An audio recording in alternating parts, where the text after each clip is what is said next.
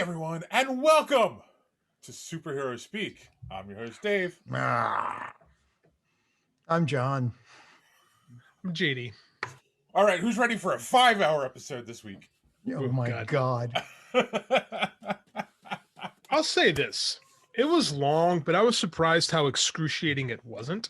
Right. Yes. You know, like for the it's funny, the 4-hour movie took less time than the 2.5-hour movie that I saw at the theaters. I agree with that. Yeah. No. But we'll get into that in a minute. How's everyone doing? How are your weeks? John? Oh. My ray of sunshine? They're like my current job can eat a bag of dicks. It's bad. Dick bag. Hopefully no one listens to it on I don't care anymore. I mean, I think everybody at work at this point knows that I am stressed the hell out. Too much. On the other hand, some primo anime, some just cream of the crop anime happened this week in the form of the slime art online. I love calling it that. That time I was reincarnated as a slime, episode 11 came out, and oh holy crap, it was so good. So I can't the slime has evolved into a demon slime, and that's all I'm going to say. As slime is wont to do. Yeah, well, true, especially when you feed it 10,000 souls, so 20,000 souls. So yeah, it's pretty awesome. Otherwise, have you been feeding the slime again? Yeah, no, not after midnight. And then there was that point where I guess you guys both got notified that I had posted in Discord, and I was ranting and raving, and guess we'll talk about that.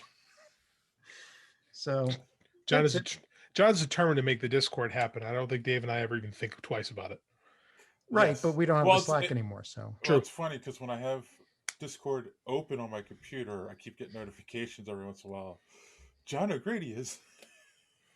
That's just in Discord. Yeah, or John O'Grady's playing MC Eternal, or So. I don't get those. I get when you post in the Discord, I'll get stuff about it. Because one of the sites I write for uses Discord too. Mm-hmm. So I just naturally assume it's that. And I looked and it was John. I'm like, oh, John trying to make Discord a thing. Yep. He's determined. Yeah, I am determined because it's good. I mean, It's not a bad site, no doubt. Right. And we still have Slack, we just don't have the paid for one anymore. We just have the free one.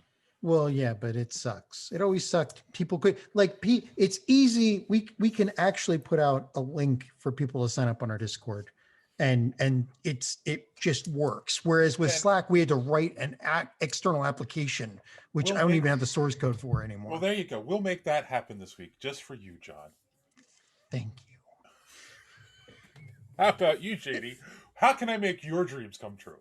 Oh, I'm good. I don't. Now I've totally been thrown off. I'm good with the dream. Did I throw you off? Dave did. They're asking about the dreams come true because that didn't have a joke ready to go for that. I'm disappointed in myself. Do it. No, I pulled a muscle. I was coaching today. We're back coaching, and I got a kid who wanted to work some Greco with me, and I was showing him how to do something. And I haven't been really coaching like on the mat and actually getting in there for over a year, and my arm just popped. So I think I pulled something in my forearm bicep area. So I'm going to be sore for a couple days. That's called age. I know it is. It is. And like I said, I lost my callus because usually if you just keep doing something enough, your body knows how to handle it. And it's been a full year since I touched a wrestling mat. So the body's like, what is this? This hurts. This is pain. So it's a nice little wake-up call. That's what my lungs swore at me while I was out on the road for the first time since last summer. It's like I got home and I could not breathe and it was just pain across. I'm like, is this what a heart attack feels like? I think. Was your left arm like numb and tingly or? No, my entire body was numb and tingly. So okay. There was lack of oxygen. Full body heart attacks. Okay. Yeah. Yeah, I'm planning on going back to the regular gym, not just doing the stuff in the basement because it's getting old and I'm vaccinated now and we just gotta wait till Andy gets back in kindergarten full time so then I can go back to a regular gym. So Looking forward to those days. The gym is there waiting for you. Can't wait. New gym too, because we moved. All right. Better gym? Better gym. Cheaper gym. Oh, cool. Yes, very excited about that. Is it a Jim Kirk? Who's Jim Kirk? Oh, geez, I said it out loud. You got me. Reel this fish in. That was Swave into Boner. Okay. What up? Dave, how are you? Oh, I'm doing well. I can't complain. The weather's been, other than the rain we had over the weekend, the weather's been really nice. Yeah, it's beautiful here today. Yeah. I mean, I've been. Well, we had winds last night. You didn't hear the winds last night, Dave? Yeah, I heard the winds, but I mean, it wasn't like. Actually, no. You know what? I will say this. At one point, I thought my garage door blew open, so I ran out to check, and I was like, "No, wasn't that?" So I don't know how it was with JD because he's like you're in that area, but here, out in where I am near the Amish, we lost power for like a couple hours last night. Yeah. I woke up to everything blinking at me. I hate that. That is the worst. No, we live in the flatlands, like Illinois. If you want to talk about rural Illinois, I think if I squint hard, I can see to the Mississippi River.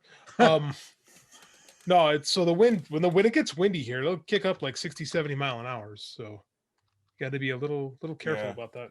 But yeah, and then so I mentioned on the show not long ago that my granddaughter has cancer. She had surgery last week to remove the tumor.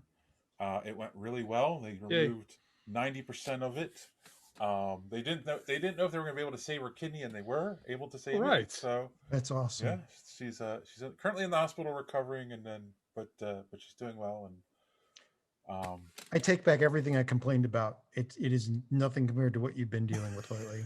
Yeah. Oh, it's fine. She's doing well, so I'm happy. That's what matters. So, and hopefully I'll be able to see them soon, but it's difficult, because when they're in the hospital, no one's allowed to visit. Damn. Yeah. Pandemic. Yeah, that does suck. I mean, I hear these stories about people who have family going for surgeries or in the hospital, and you can't go in with them. That's rough, man. Well, even if somebody's dying these days, you're lucky if you get, a FaceTime with them before. And it's horrible. I'll talk more about this as I get details, but a weird opportunity has fallen in my lap this week or last week. Have you been talking to those Nigerian princes again?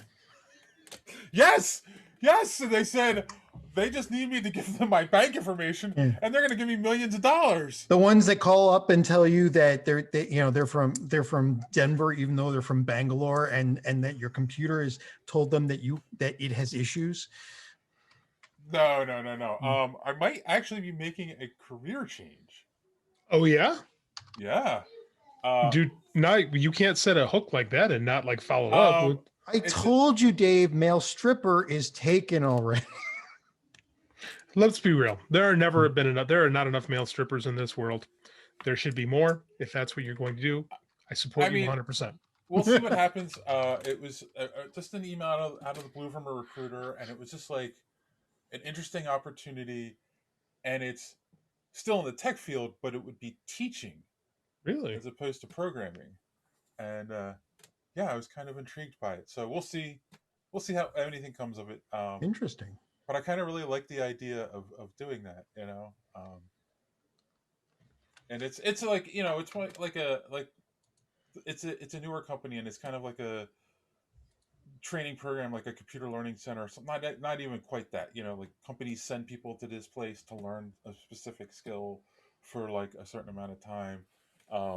You know what I'm talking about, John, when like they want you to learn the newest reporting software. They'll send you out to a place, to learn it for a couple of days. So it's that kind of job. It's so, it's interesting. I want to, I've done this kind of stuff before actually in another job. So it'll be interesting. We'll see. I don't know. It just fell in my lap, and I was like, ooh, I kind of like that idea. So that sounds intriguing. Good luck. Yes. Gotta keep moving forward. Woo! All right. So guys, a lot of people kept actually, I swear, and I'm not kidding. A couple people that are fans of the show that I talked to said, "What are you guys going to talk about now that WandaVision's gone?" For real. Oh, yeah, I know, right? Like we thought we'd be in trouble, but But that's not happening. now there's Falcon and Winter Soldier. So we all three of us have gotten to see both episodes that have aired so far. Mhm. What do you guys think? Love it. Yeah, Love it. it's a slow burn, right? But It's a deceptive slow burn because every Yeah. show is like is like right in the middle. They hit you over the head with this freaking amazing action sequence. mm, That they've had two of the best action sequences I've seen in years Yeah. in this show. The opening, The opening, opening oh my thing. god, with Falcon Incredible. and the helicopter, yeah, that was just like, is incredible. The squirrel suits, yes, like what an amazing chase sequence. And this one too was kind of like the Matrix Revolution chase scene when with the semi trucks, but this was way better. It was a yes. little bit more grounded, which is odd with super soldiers. Mm. And I love this. I love everything about this. what Yeah. they also kind of revealed, like that was incredible, and then right after that, we learned that Tony Stark wasn't paying them, which is also incredible. Like, Yes. like seriously, they save half of the entire universe basically. And so he was giving them free room and board if they wanted to stay at his compound, apparently. Yes. But he wasn't actually, he didn't have them on like Stark, which is pretty shitty when you think about it. Like he wasn't on they weren't on Stark contracts, which is surprising. He was a billionaire. Yeah. That's why, or just grants or that's anything. that's why it's hot where Tony is. I cancel him, but he's dead. So ironically enough, this show has more comic book, not even winks and nods, but just straight up comic book stuff than WandaVision. Yeah, so I was going to say that, like, well, number one, there's no mystery here, right? Like, it's really straightforward, and it definitely feels like, I don't know, we did say it, Lethal Weapon. It does have that kind of feel, very much so. I also find it fascinating. It's very Captain America centric, without actually having Captain America in it. Yeah, true. It's also. Oh, go ahead. No, go ahead. You're more excited than me. It's hysterical. It is. There are points where I was on the floor laughing. It's really smartly written, and the chemistry between Anthony Mackie and Sebastian Stan is really, really good. Which is totally because you need to have that. You need to have that Riggs and Murtaugh vibe to pull this off, and they filled the roles really well. Like it's great. It's everything you could have hoped for when you first saw them in Civil War. Yeah, I agree. Yes. Yeah, there's so much comic book stuff in this. It's very much like Mark Gruenwald's, the best of Mark Gruenwald's Captain America. Like you got your Flag Smashers, the Power Brokers, John Walker, Battlestar. I didn't see that happen. I didn't see Battlestar coming either. That was a shock. I was like, they're straight up calling him Battlestar. And then I had a hunch this would happen, but they straight up went with Isaiah Bradley, like the truth Captain America. Like this is like, if you love this is kind of what we thought WandaVision would be with all the comic bookiness of it. Like this one just goes, oh, you here. Look, we'll give you if one of them turns into a werewolf, I wouldn't be surprised at this point. So, and there are werewolves there is a werewolf in Capwolf. Capwolf. That actually happened. That's the Mark. Well, that's the low point of Mark. Not just Capwolf. Run. Isn't there a bunch of the Nightcrawlers or whatever that they work with Doctor Strange? Wasn't there a werewolf there too? You might be thinking of Werewolf by Night, but there was actually like a real, like kind of an infamous story in the Mark Gruenwald Captain America run where Captain America does in fact become a werewolf. I'm pretty sure that after the werewolf run was also the one where he became a kid. I remember that one. It was only a couple issues, right? And because I remember the cover of, I think it was like, and maybe like 3 issues before it is the werewolf one, and the only reason I know, and the only reason I'm bringing this up, because it's just a memory that popped in my head as you said it, is Rich Buckler was the artist on that book, and when I met Rich Buckler, that was one of the stories that was one of my oldest books in my collection, like that I personally bought from when I was a kid and still had. And so I got him to sign it. He's like, "Oh wow." He's like, "I always wanted to do Captain America, and I finally got to do him. And I only got to draw him for like 3 pages, and then he was a kid for the rest of the book." It's funny. Nice. Yeah. So No, there's a lot of that Mark Gruenwald stuff in it. Like there's my first story was the Streets of Poison run, where Captain America kind of has to face the fact that he basically was on steroids. yes. And he has to, and it's a hard bitter pill for him to swallow. And we're getting a lot of that now. We don't quite know how the power brokers are working yet, but I mean, they how do they say this? They regendered the Flag Smasher character. Yeah. Like it's a woman, which is fine. Yeah. No big deal. And she was actually in Solo. You guys remember? She was the girl at the, was it Solo or was it Star Wars? She might have been I forget now. Oh, you're talking about Erin Kellyman? I think so. Yeah, that's her name. The redhead with the freckles. Yeah. Yes, Mhm. Yeah, that's she's one of the most noticeable actresses I've seen in a long time. Very noticeable. she's She's got a been very very cool look. Yes. Yeah, and she's and not a look that they normally cast for. No. But she's a good actress. She's been Yes. in Raised by Wolves, Les Miserables. Sounds Don't like forget John let's see, Guys, Life, Falcon and guys. Soldier. What? She's 22. She's going to be insane. Oh Yeah. God, she's going to be good. She's gonna be huge. Like, she was either in, I forget. I don't know. I'm not gonna search on my computer. She's either in Solo or in She's in the Solo. last. She is in Solo. I thought so. Yeah. So she's Yeah, one of- Solo. yeah. She was Enfi's Nest. yes.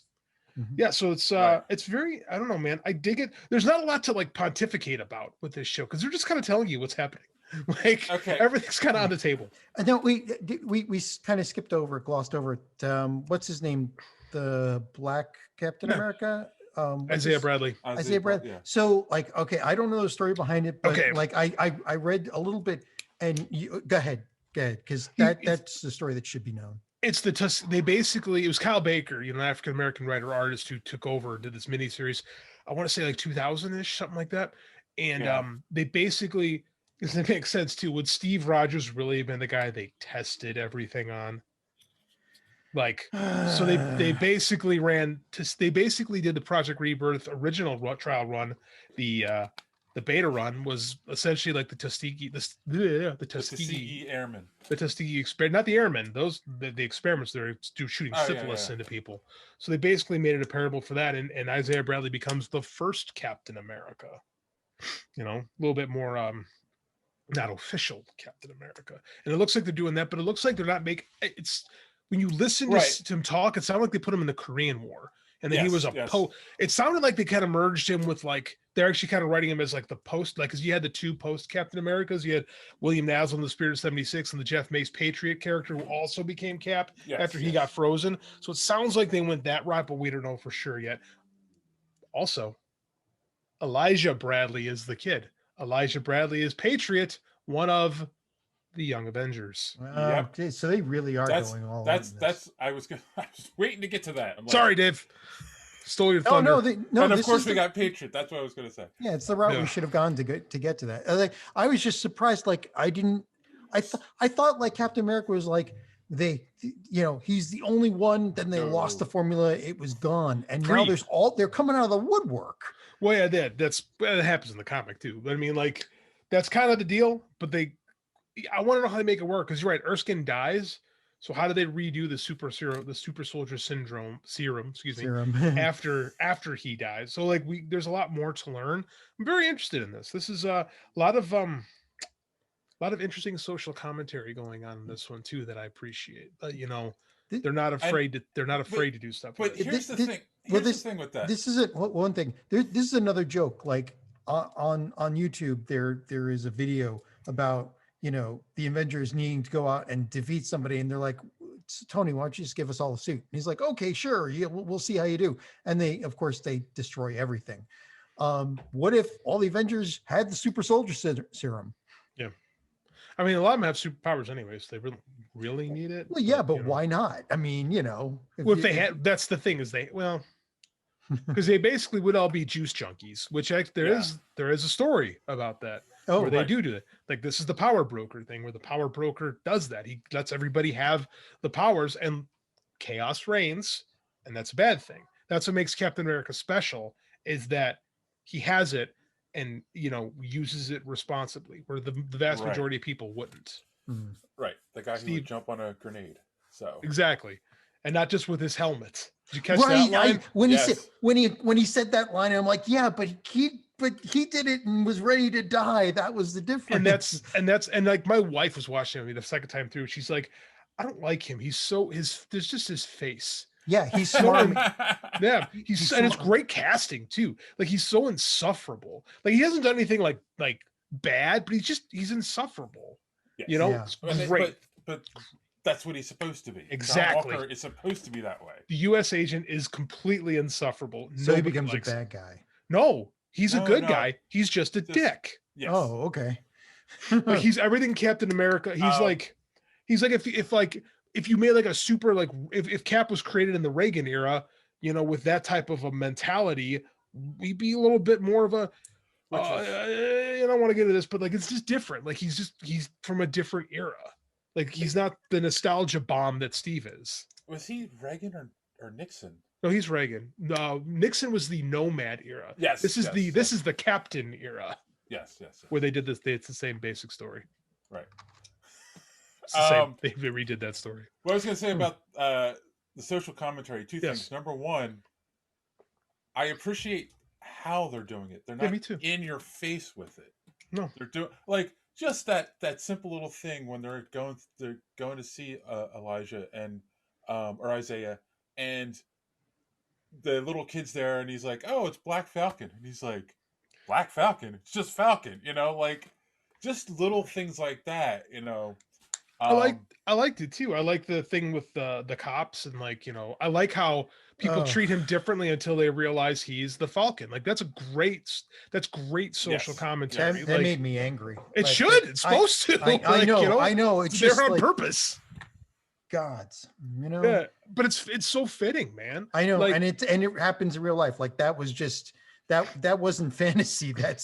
That's like life on the street, apparently. One other thing I like about this show is how they're handling the blip, right? Because we saw like in Spider-Man, they kind of made a joke about it, Yeah. right? WandaVision, it became more of like a look at the peril of the immediate aftermath of the blip. This show, it's like looking at the socioeconomic impact of it, which is something that I don't think has been explored, and the people who don't like it. Which extends the argument that maybe Thanos had a point. I mean, of course, any villain, any good villain, you can sit there and go, okay, you have a point, but the way you go about it right, is kind of dickish. Yes, eliminating. You might be right. We might be better if we were smaller, resources could be spread more, but killing half the population is too far. Yes. Like that's a good villain where you can sit there and say, oh, okay, but like, all right. However, but the other thing is like it's not that he had a point in this case. It's that they were gone for 5 years. Society had moved on. Mhm. Society reconfigured itself for handling those people, and all of a sudden, all these the other half of the populace came back. So it's like it's like that one scene in the opening scene with Photon in WandaVision, right? It's just all of a sudden all these people are like, well, what happens if somebody's in a hospital bed and then somebody appears laying on top of them because that's where they were before the blip. It's like, And I love that they're like they care more about the people that were gone than the people that were here, and that's a great motivation for like a terrorist uprising.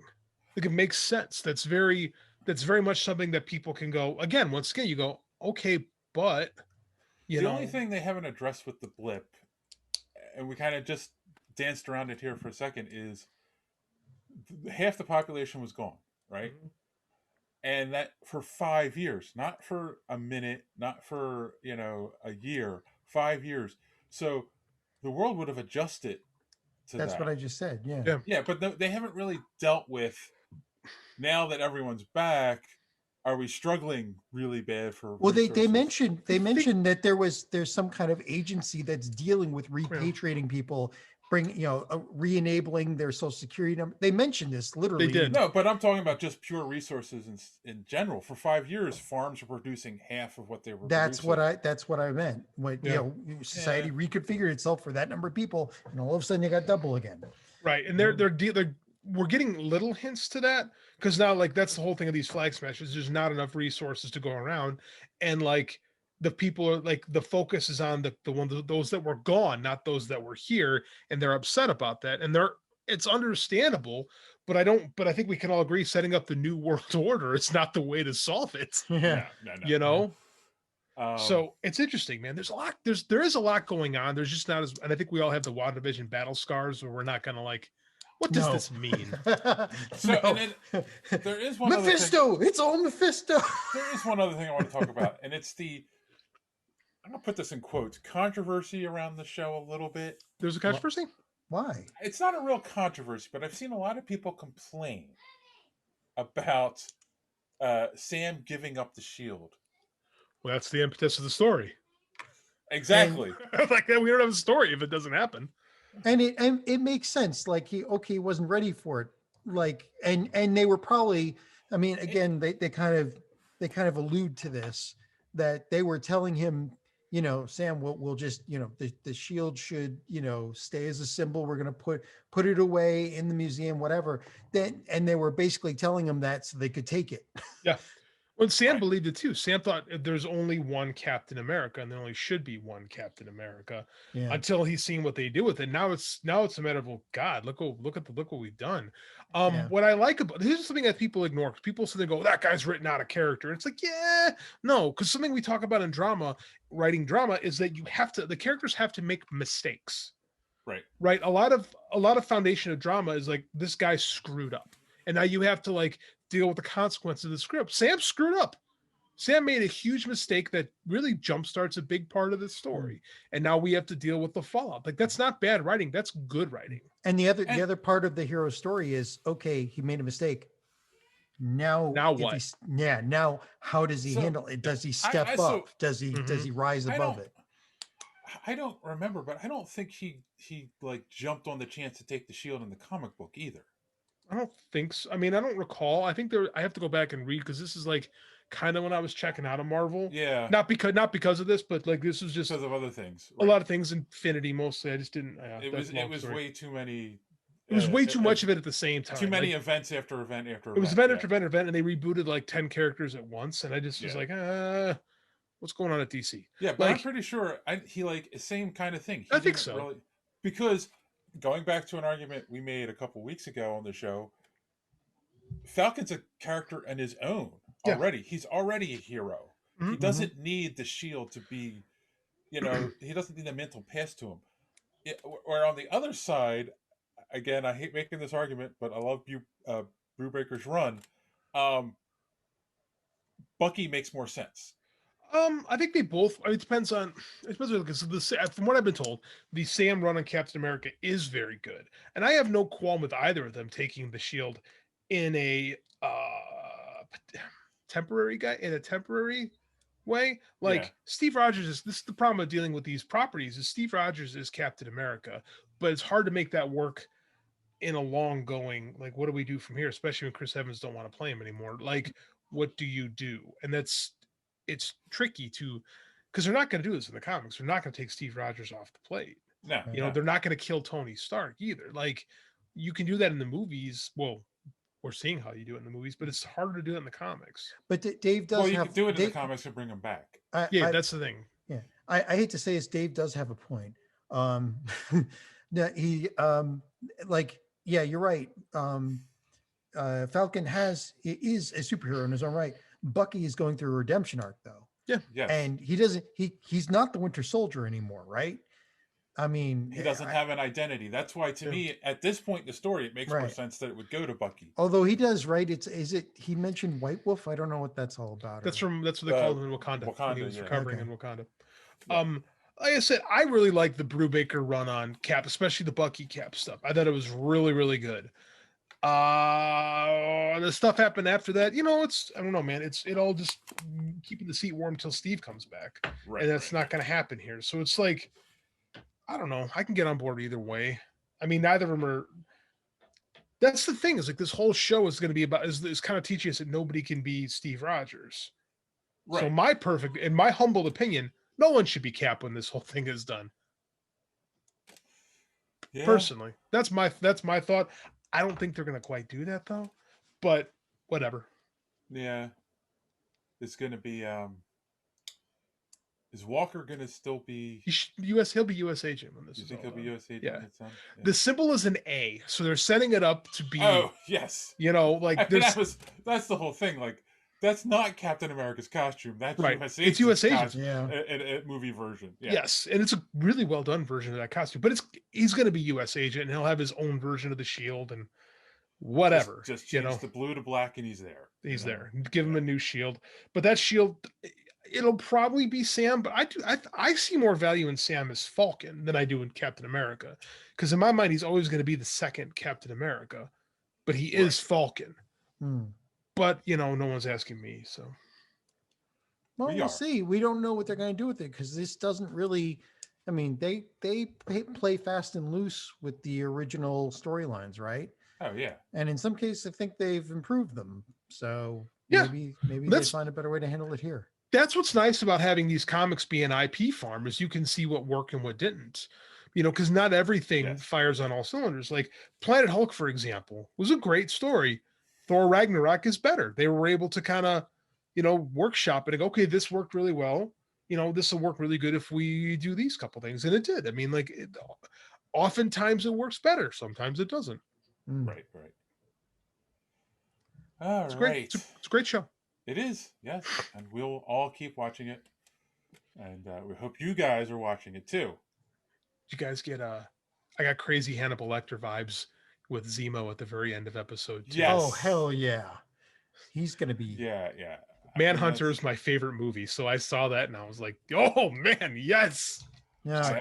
I have no idea where they're going it with him. Like, other than, he's the last one who knew something about the super soldiers. And it's like, yeah, but are these the same people? I thought he killed them all. I don't know. Yeah, exactly. So someone said, are we going to get the Thunderbolts out of this? And I'm like, gosh, I don't know. That'd be kind of cool. Like, I could see a Thunderbolts show. Thunderbolts is a really cool concept that's going to blow the normies away. So out of this show, we can end up with U.S. Agent, Patriot, Thunderbolts. Yeah. Lots of other things. And who knows what else? Captain America, a new Captain America Falcon of some sort. Yeah, I'm down. I think if you do that first episode of Thunderbolts and you do that reveal where he pulls off the mask and it's Zemo and they're all villains pretending to be heroes, that's something that's never really been done in this way. That sounds crazy.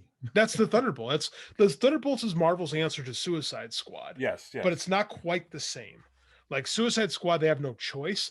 In Thunderbolts, they have at first they're just conning people, and then at some point, some of them actually want to be heroes, and Hawkeye joins, and there's this division between the ones that want to be good and the ones that want to keep the con going. It's one of Busick's best books.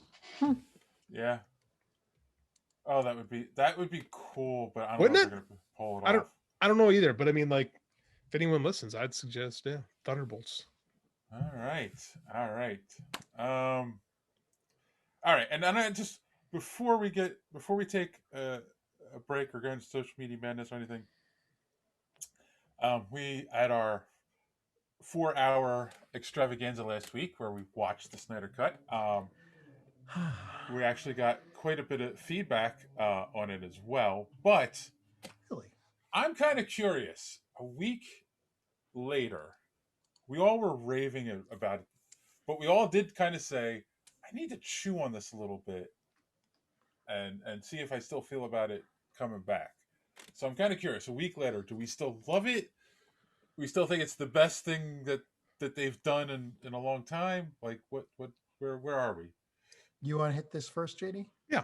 I did a thing about it. I wrote about it for Combat Republic after I had the weekend to kind of boil on it and think about it. You should have sent me the article so I could put it on our site.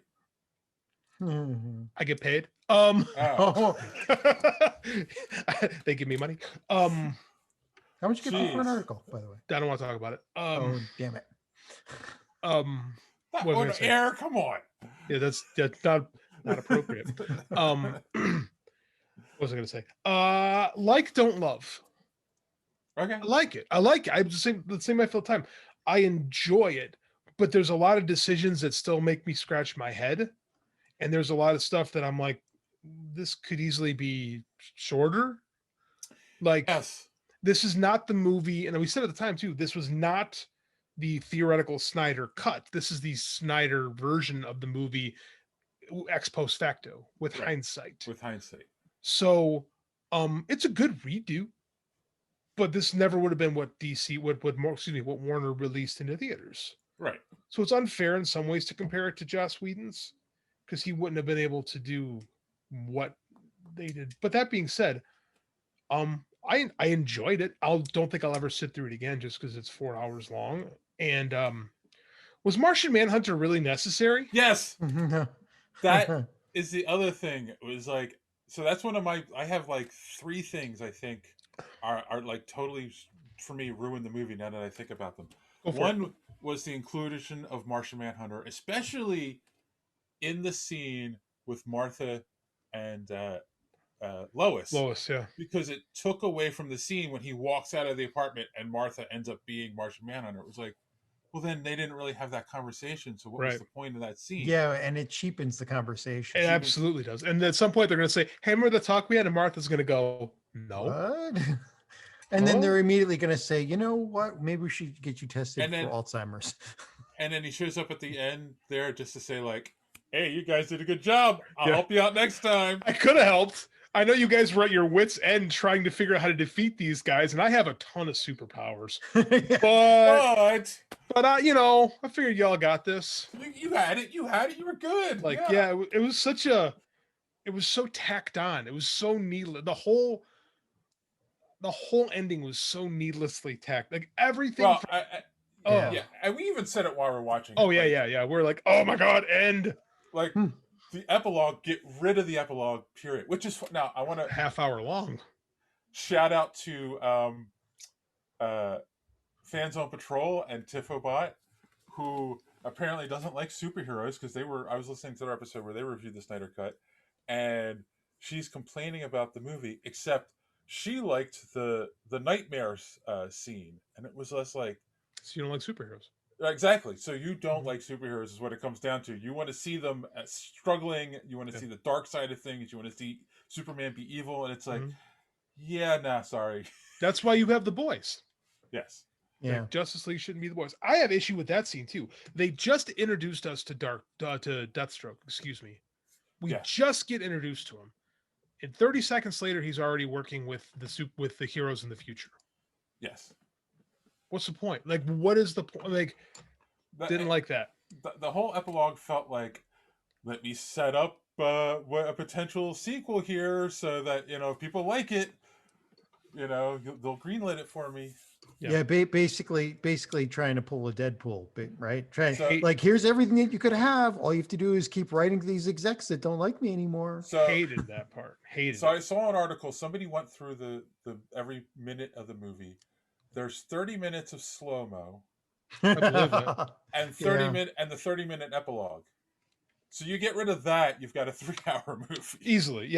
And that's just a slow-mo too. There were probably entire scenes that could probably take out, right? I'll give you something. Who does Barry Allen save? Oh, it never said it was Iris. They never say Iris. You don't know anything. We know it because we read the casting. Yep. It's some rando. Yeah, does it really matter? That whole scene actually could be cut. Like, it's terrible. It's a knockoff, and we said at the time, it's a knockoff version of the Quicksilver stuff from X-Men, and not as well done. Yes, with a hot dog. With hot dogs. The hot dog did wind up being kind of funny at the very end, but it's still needless to the story, right? That didn't make any sense. There's a couple things. So someone goes, how did Darkseid randomly forget that's where he left the anti-life equation? I know he left. I told you, he left auto mapping off. Yeah, it's like there's some. How did you not know that this was you got your ass kicked once and you didn't remember where it was? Like there's some stuff that we kind of like, ooh, because we know the coding, right? Yeah. But then when you think about it, it's like, well, that doesn't make a lot of sense. How did he not go back in what a couple of thousand years? How did he about not like go back? how about like a year later? Yeah. You know, like, and how did he forget? Like, there's a lot of stuff that's done for the sake of cool that doesn't really make sense. But it looks great, right? It looks great, and the emotions actually work for, vast chunks of the movie. So it's okay. I still don't love the Superman stuff with it because I don't think that Zack Snyder's really good at Superman. No, he's not. So, but the fact that Superman's not in the majority of the movie actually works for the movie's benefit. It's true. Yes, You know, yes. And the fact that they didn't actually make him evil, other than in that epilogue scene at the end. Thank God. Yeah, like him being confused, I get, right? Like, someone said I did hear someone say it made more sense that Batman had the idea to bring Lois Lane in. I'm like, I can go either way. That was something. No, when you look at it, I don't know if I think it's something a lot of people missed. They're trying to put the Justice League together, and they're doing everything haphazardly. Yes. There's no plan until like the end, and they kind of like come up with a plan to attack. Because that's literally part of the story. Oh, now we have a plan. Like, yes, I got that. I understand that. Someone said it takes it away from Batman, and I'm like, Batman don't have to be back out all the time. Exactly. You know, I didn't mind that. I mean, I thought it was fine. It didn't bother me. There's one other thing that was bugging me that I wanted to get off my chest. How about you? Anything else that bothered you that I can think about this for a minute? We don't have dead air. How about John? I still feel the same way. Like, I still think it was way better than the original theatrical release, and that you could cut down a lot on it and still come out with a good movie and get rid of all of the stuff at the end, and you'd be fine. And that would be a way better movie. Yeah. Save one person. That part I missed from the original. That was actually one of my favorite parts of the Joss Whedon version. Is when Batman looks at Fast, like he's overwhelmed. He goes, "I don't know what to do," and Batman just says, "Save one person." Yes, because I like that. I missed that. In that moment, Batman becomes a leader of a team. Yes, I think that is the one, maybe possibly one example of a scene that didn't play out quite as well this time around. If they rearranged it, because that was Joss making. It was Joss. That's a Joss scene. Well, yeah, I know, but it was still another one of him making Barry Allen very, very awkward. They could do that scene a little bit better, still have the same the same kind of conversation and make it much more impactful. Yeah, I just liked that particular exchange of dialogue. I thought it was really good and really got to the core of superheroes. Yeah. And again, I just don't think that's Zack Snyder's strength. Oh. And then of course, okay, so I actually did hear this today, and this was interesting. And I'll give kudos to the actors for this. So the scene at the end with the Joker and Batman. Oh right? God, yes. The nightmare scene. That was filmed in Zack Snyder's yard, and they did it for free. So Zack Snyder lives in a desolate wasteland? No, they put a green screen. That makes sense. The desolate wasteland of all the movies he's written. Right, they got a green screen. That makes perfect sense. I'm just making a joke. So, and they did it for free because they believed in Zack Snyder's vision and they wanted them to complete it. Where was I going with this? But the one thing I noticed, and we didn't mention this when we were watching it, in that scene with the Martian Manhunter, of course, Ben Affleck isn't as bulky as he was. And looks great in that scene. But he also, I was about to say, he also looks 10 years younger, like his hair's dyed or something. Yeah. And it was like, wait a minute, hold on. He did look different in the final scene in the movie. Yeah. I thought he looked really good because there were some photos floating around a couple years ago of him looking kind of chunky. I thought Ben Affleck looked great in that last sequence. Like he looked like chiseled again. But like good. He must have dyed his hair or something. Might have dyed his hair. Might have dyed his hair. I can see that. Yeah. And it's like, would Batman dye his hair? I don't know. I think Batman's vain enough to dye his hair. Oh, okay. I think Bruce Wayne, like to keep up the Playboy Bruce Wayne image. Yeah, that's true. I think he would have. So I'll let that slide. Shoot, there's one thing I had that I'd forgotten. Oh yeah, so I'll say this about Zack Snyder. His cast really seems to like him.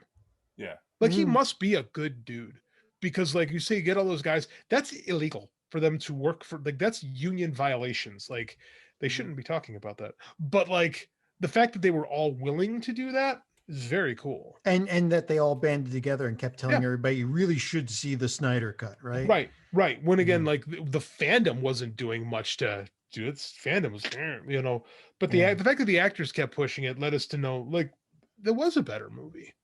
I don't think it's a perfect movie. I still think it's Zack Snyder's best effort with adapting comic book material. That wasn't 300. He nailed 300. But like as far as like mainstream comic book material, yeah, I think this was his best effort and the best that he could do with it. So, real quick, rumor mill. This is total rumor, people. But the guy who's like the CEO at Warner Brothers, who actually greenlit the Snyder Cut, he's like a newer guy who is a big Zack Snyder fan. There's a current rumor they're scouting locations for an HBO Max Batman show that stars Ben Affleck and Jared Leto's Joker. That would be fine, but it's not going to be Zack because they've said publicly that they've moved on from Zack Snyder. Like that's the public statement from the corporations. Like we're not working with him anymore. Yeah, and I am not a fan of Jared Leto's Joker, either one. No, he's done it twice now in two very different versions, and they both suck. Yeah. Like, and I don't say that very often about a performance, but I mean, like, this sucks because you've seen it twice, and I haven't liked either. Did he get extensive laser surgery to remove all those tattoos? Yeah, I get the rotten teeth underneath the grill, but I hated it. I hated his performance. Yeah. Hated it. Can't say enough bad things about it. Yeah, I agree. So, I think we can keep because it's not like they're going to forget about it because everything is clearly set in the same world, right? I just don't think he needs to be the spearhead of it. Another rumor. What's her name? Fiona Zhang, the leader of the Snyder Cut movement. The person who got all started, she's very controversial figure, said a collection of very things that were very racist. Like she was kind of one of the reasons why the Snyder Cut people got their reputation. Doesn't like the movie. Thought it was too funny. What? Her Twitter feed has gone dark since the movie came out. And the rumor flying around is that she didn't like it. Thought it was too jokey. It was 4 hours, and I think there were maybe 5 jokes in it. I'm aware. We were like counting at one point. Yeah, there were less jokes than the original only 2-hour cut. I'm aware, but Zack Snyder's films are to have no humor.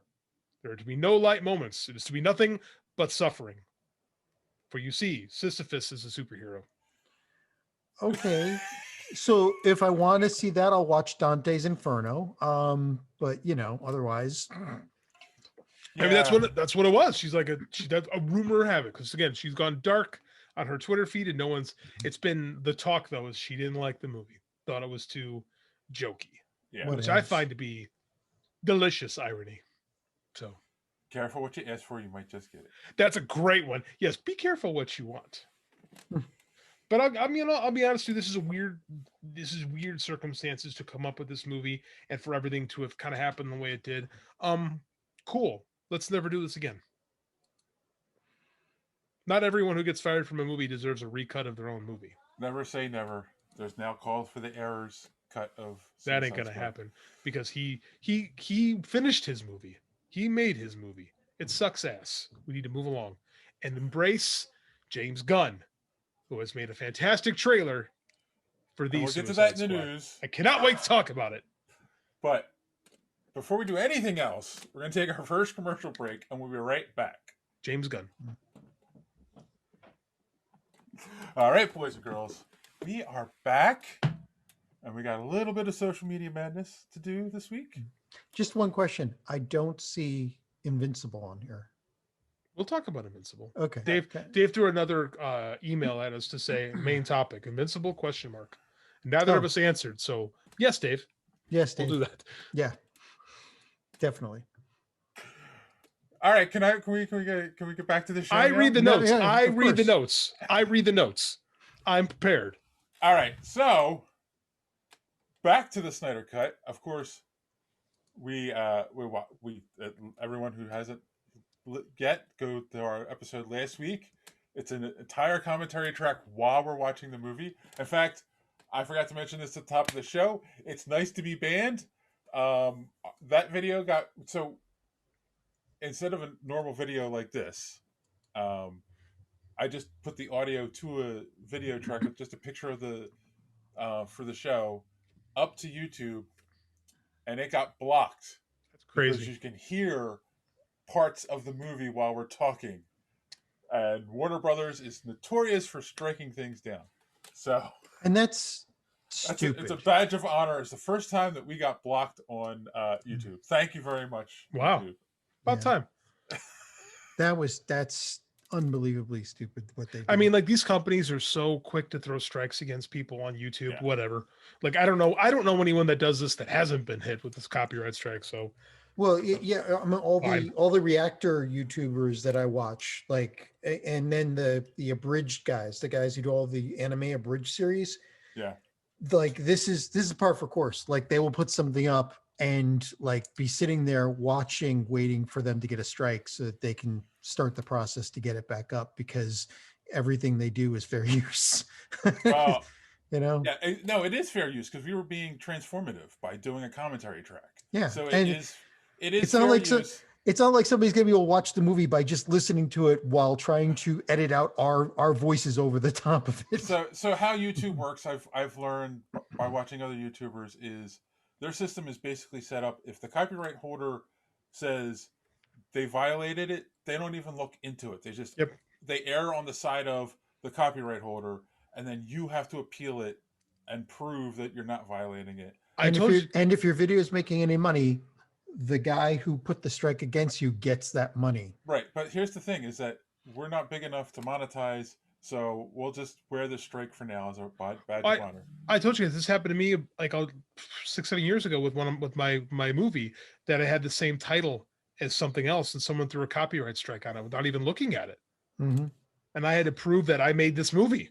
Yes. Don't worry. Like, it's people put their own music that they composed on YouTube, and they get strikes from Warner Brothers Media or from the big three. The music people are the worst. Yeah. The music people are the worst. So, whatever. So while we were watching the movie, we all said it. You can hear us falling in love with the movie as we're watching.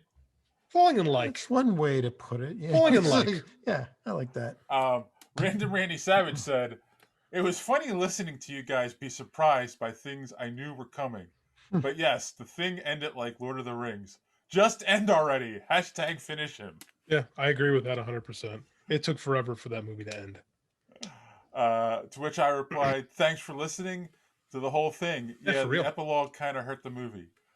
Which Randy said, "Oh yeah, cut out that and the slow-mo, and the movie could have been 2 hours." I don't hate the slow-mo. I kind of like the slow-mo, but there was a lot of slow-mo. Yeah. Random Ramblings with Rob said, "Wow, don't hurt anything more.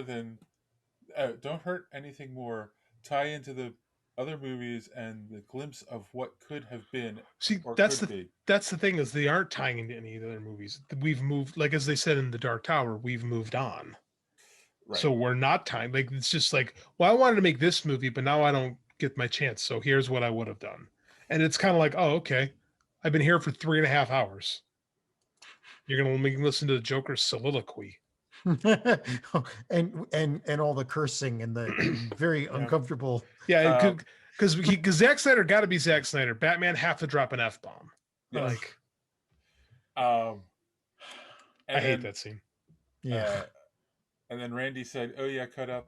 No. And then responding to the slow-mo, random ramblings with Rob said 10% of the movie was slow-mo. So which Randy said 24 minutes, and he's like, "Yeah, so Endgame territory." Which Randy, thank you for saying this, but Superhero Speaker's right. the MCU earned the right to ask for a 3-hour film without hesitation. Yeah. Yeah. And then, of course, Rob said, "This is true. You're absolutely right." So I'm not going to go through the whole conversation. It's up on Twitter. Gets very gify after that. But yeah. Exactly. It gets kind of fun and gify after that. But yes, so yes, they earned it. And sorry, Zach. Uh, the other thing was I kind of asked our audience what they thought of Jared Leto's return as Joker, and Jay Cliff said Leto got crapped on for his Joker in Suicide Squad For good reason. but he had to work within the confines of the script and had to follow Heath Ledger's Academy Award-winning Joker. It absolutely had to be completely different, like Heath had to be different than Jack Nicholson. Yes, it was different. It was terrible.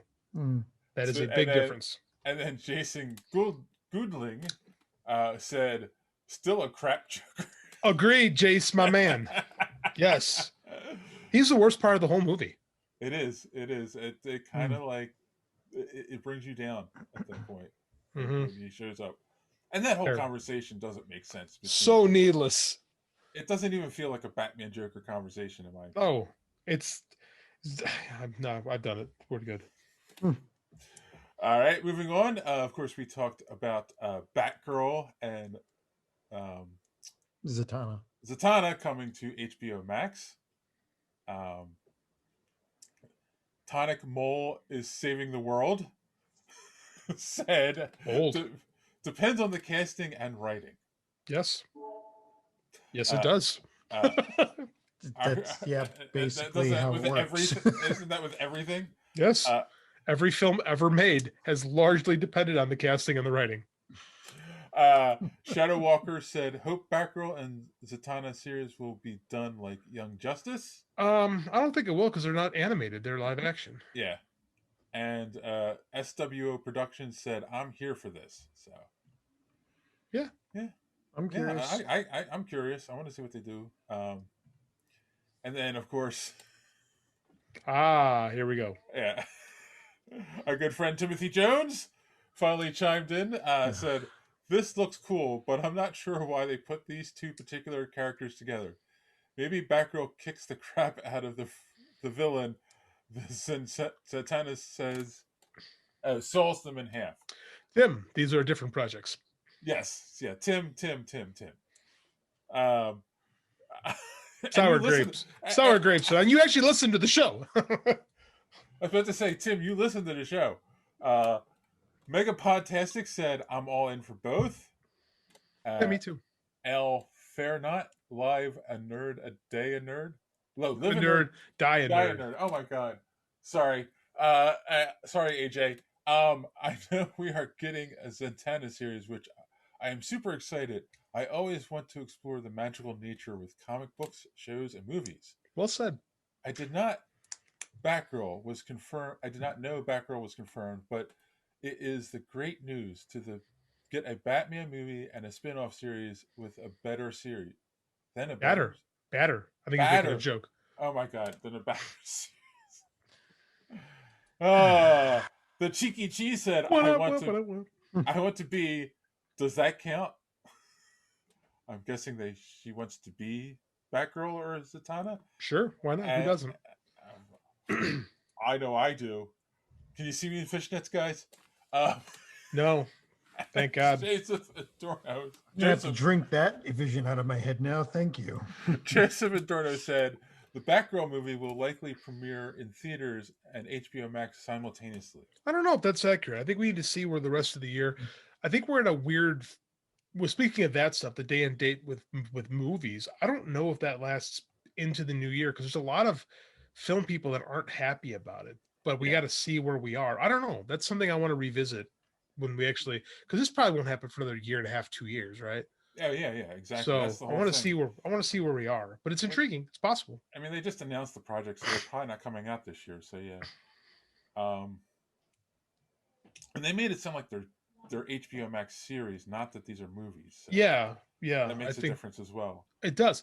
I'll be honest with you. I like seeing what Disney has done. I think I like series better if they're going to be like this. Well, Because as long as I mean, you're talking DC. It depends on how much they put into it and if they get a good writer, right? I think yes, you're 100% right. It all depends on the showrunner, but it sure seems like because I think this HBO stuff has been a success. So I think I think they'll go all in, especially seeing what the success Disney is having with the Marvel stuff. So That's the comic book fan in you. yes, it is. To break your story up into multiple pieces, to stretch it out and be longer and more fulfilling. I'm and also a get more. film guy, so I should Exactly. be more divided in this, but I really like the way these superhero things are coming out. Are coming out like The- this. I think Hold it's on. more satisfying. The people who count the money over at Disney and Yeah. Warner Brothers, I'm not one of those people. yeah, they're like, no, get it in the theater to as many eyes as possible. So, yeah, I do wonder if we'll ever know if this grand experiment that is the Snyder Cut has made money. Hollywood accountants can make anything work or not work. So I don't know if we'll ever know if this worked. creative Hollywood accounting. It is. I mean, like it all has it. But I mean, just like, did this work? I don't know. I don't know if we'll ever know the answer to that. Want to be part of social media madness? Make sure you're following superheroespeak.com, where you can find all of the social media links for the show at the top of the page. While you're there, check out previous episodes of the podcast as well as other great content. And check the site often because we are posting great comic book reviews as well as other comic book and movie content every day. Make sure you are following us on Twitter at SuperheroSpeak. And while you're there, check out the rest of the Geek World All-Stars Podcast Network. Simply follow them at *_geek. The Geek World All-Star Podcast Network include great programs such as the Pup Prism Power Podcast, Colt 45, So Wizard, Fans on Patrol, the Gorilla Brain Podcast, and of course, Superhero Speak. Search for GW All-Stars. You will not be disappointed. Now it's back to Dave and the boys on Superhero Speak. Let's move along. That is all the social media madness. But now, and I have to apologize. I have fell behind on these polls again. I'm going to get back on it this week. But we have our first round from our Nerd Madness this year. We have the results. We're going to start off with comics here. And we had Thor versus the Don Cates Thor versus the Power Rangers TMT crossover. I know you guys are looking at the results, but did you have a guess at who won before you got there? Thor was the number one seed, so I was leaning into Thor. Yeah. Yes. So Thor takes it at 70.5% to Power Rangers 29.5%. Gorilla Brain Podcast said, I'm going to say Power Rangers, even though I have not read either. So, fair enough. Let's move on real quick. We got movies.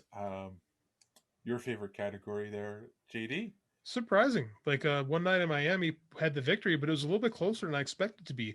Enola Holmes was a little bit of more of a fan favorite than I expected. Yeah, I mean that shocks me a lot too. It's such a weird year for movies. I wonder if our audience, our Twitter audience, wasn't quite up to date on that one because it was an Amazon exclusive and it doesn't quite skew to what our Twitter followers are into, by and by. So I don't know. I mean, it's interesting to see how it's going to perform in the later rounds. Yes. So, of course, One Night in Miami takes it to Enola Holmes at 53.3% to 46.7%. Let's now go to. Did I wait? You linked it wrong. Yeah, you linked it wrong. Okay. I'm really sad about the Enola Holmes, though. I really like that one. She was my 8th seed. Sorry, man. So we put comics in here twice. So I had to find the other one. While you yeah, find you left out anime, Dave. while you look for anime, I will pick up the slack with TV. Okay. Fine. So in the first round of TV, WandaVision, as Dave wrote, defeated Animaniacs 68% to 31%. I'll be honest, this is a little bit closer than I thought. I mean, like, granted, 68% is the vast majority of people, but Animaniacs had a lot more votes than I was expecting, especially with what a pop culture event WandaVision turned into by the end. So Animaniacs, they have nothing to look bad on. I think so, but I think especially with people who follow us, they probably fit more into our age brackets, so they're big Animaniacs fans for sure. Yes. I love the show. We've watched the new season twice already at my house. Yeah, there's a heavy nostalgia factor with that. So, so again, a valiant effort from Animaniacs, and which was a great show. As I stretch time as Dave continues to search for the anime results. All right, here we go. He lost anime on purpose. Damn it. No. All right, so I which is funny because I know I had the tweet up. I don't know why I linked the wrong one. So we had Attack on Titan versus So I'm a Spider, So What? Is that the actual title? Yeah. That's the whole full title. Because with anime it could be 20 things long. True. You guys can't see the result. Who do you think won, John? Oh, I'm thinking Attack on Titan. How about you, JD? I'll go with Spider just to be different. Oh, okay. Well, Attack on Titan takes it at 72.7% to 27.3%. I mean, that doesn't. Attack on Titan is huge. I know a lot of people. And this is season 4. They've had 3 seasons to grow. I think the more people get into So I'm a Spider, that will climb up the ranks. It is one of the best isekais out there. And a beloved manga, right? Yes. Yeah, the manga is getting traction too. Like, they're feeding off. I mean, that's the way it works. You put out a light novel, then you adapt it into a manga or vice versa. But after that, you get your anime, and then like that feeds back into the light novel and the manga. So, yeah. Cool. You have no idea what I just said. Nope. Not a clue. I know what a manga is, and I know what an anime is. So yeah, I get it. Okay. All right. You can't leave out the light novels. So. That is our first 4 matchups. We will have a lot more next week to discuss the results of. But on that note, if you want to know how you can be part of social media madness, or follow us on Twitter so you can vote in these polls for Nerd Madness, here's our good friend D Square to tell you more. All right. Thank you, Don. Don't forget to check out the Omega Level Nerds podcast, available on YouTube, wherever podcasts are available. And tell them Superhero Speak sent you, because I don't know. Because why not? Because why not? Yeah, we're good guys. Sometimes. On that note, we're gonna take our second commercial break, and we'll be right back. All right, guys. There is not a lot of news this week. There's a couple. There's one that you missed too. That'll jump onto in a minute. I tagged you in it. But yeah. Okay. Well, first let's get to the thing that JD wants to talk about more than anything else on the planet. Apparently, it had more toilet jokes in it than I thought I could stand in a superhero movie trailer, and that, of course, is The Suicide Squad. Released the trailer this week. Okay. John Cena is in fact wearing a toilet thing on his head, so it's fair game. Then there's toilet paper on the shoe of We're talking about James Gunn. And then of course we saw Boomerang stepped in something. I was trying to scrape it off his shoe with a boomerang. So yeah, like, I don't know, James has got some kind of weird obsession, and he thought he could get away with it in this movie. So how many dicks would you eat for liberty?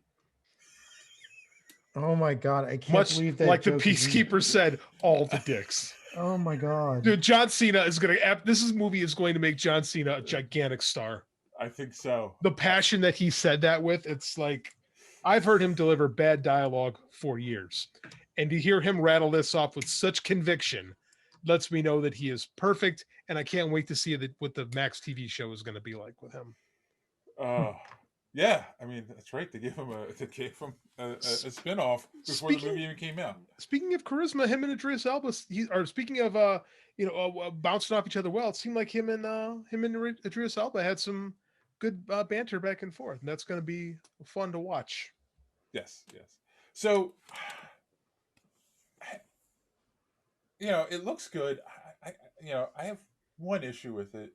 King Shark. I just don't get the look of King Shark in this. Shark is a giant shark. No, I get who King Shark is a shark, but he looks better on the CW. It's funny, they wanted him not to look cute, so they went out of their way to make him look as ugly as possible. They said they went with small eyes, small head, big body. Like they designed him opposite that they designed Rocket and Groot, in trying to not make something cute. I get that. They didn't want him proportional. Yeah. But he looks, what I'm getting at is he looks fake. I thought. So. Yeah, yes, I mean, like a half man, half shark looks fake. I don't know. I thought it was, didn't bother me as like, I don't know. I can't say you're wrong. I mean, like it clearly looks like animation, but it didn't bug me. And I almost feel like they did that so they can get away with him like eating people. Possibly. It might have softened it a little bit for that. Yeah. Did you see, and this is not a spoiler, did you see the giant Starro at the end of it? Like, yeah. I mean, this is just, I've got like multiple categories that I like to put these kinds of movies in. And like, if I want to like feed my inner geek, like, then it's Marvel, but this kind of movie is going to feed my inner fun demon. Like, this is just, like, I don't care if it makes any sense. It looks like it's just going to be awesome. The guy's like, we got a kaiju. And I'm like, in a DC movie, you're saying that? Like, what? This is everything Zack Snyder is not. Yeah. Right? Like, this is the anti-Zack, which is what the Suicide Squad should be. Right? It should be the anti-Justice League. And that's exactly what I get, the vibe I get from this. Like my three big takeaways: 1, John Cena, amazing. 2, oh my God, Starro. 3, the most perfect, like in the most James Gunn moment possible with soundtrack, the use of Steely Dan's Dirty Work. Oh yeah. So James Gunn, so fitting.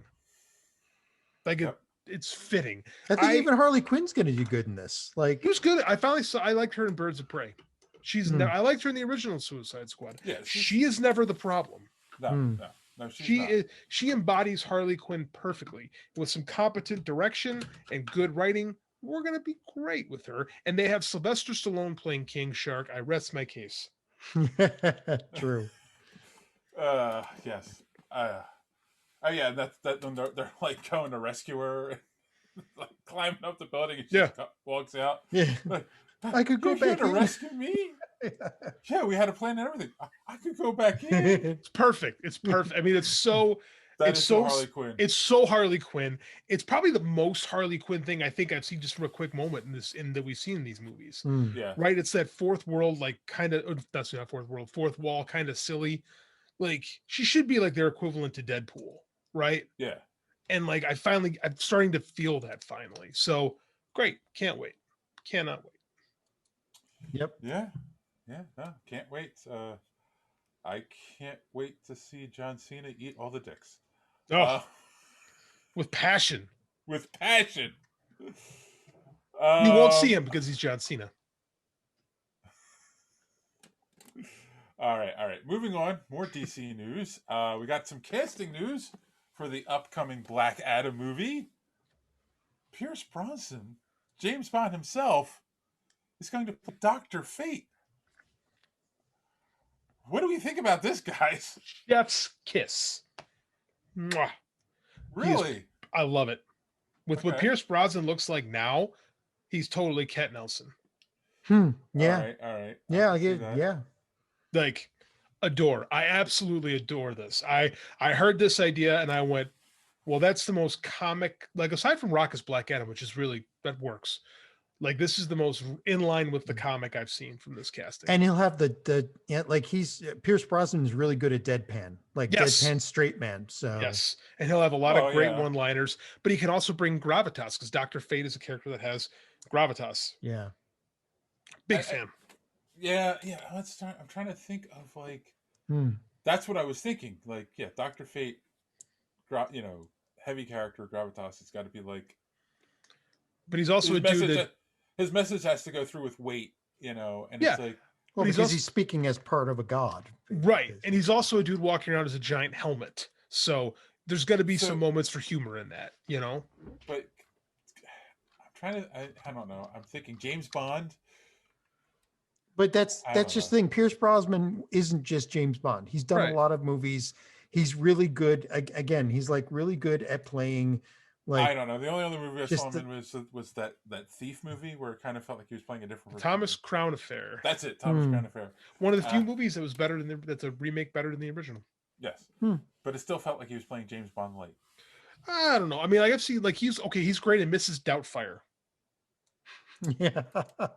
Oh, I forgot that he plays the father in that. He's the father. He's the other guy. He's the stepfather. The stepdad. Yeah. Yes. So he's talented. He was Remington Steele, who was like comedy James Bond, right? Like he's going to do a really good job in this. He's a very talented actor. Remington Steele was the reason why he got to be James Bond, because there was that was another, totally fan based, like, dude, we need another James Bond. Here's Pierce Brosnan right here. What's the problem? Yeah. Couldn't do it till this contract was up. Like, and he was also the most like silly. He was the silliest James Bond next to Roger Moore. Right.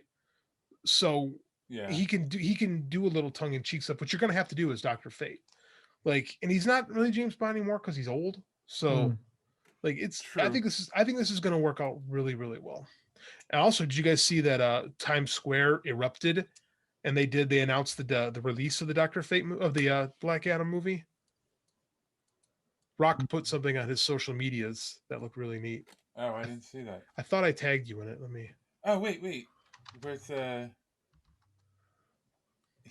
took over Times Square with all the electronic billboards. Yes, and it looked awesome. July 20. Let me make sure I got this right. Yeah, July 29th, 2022. The movie comes out. It's next year.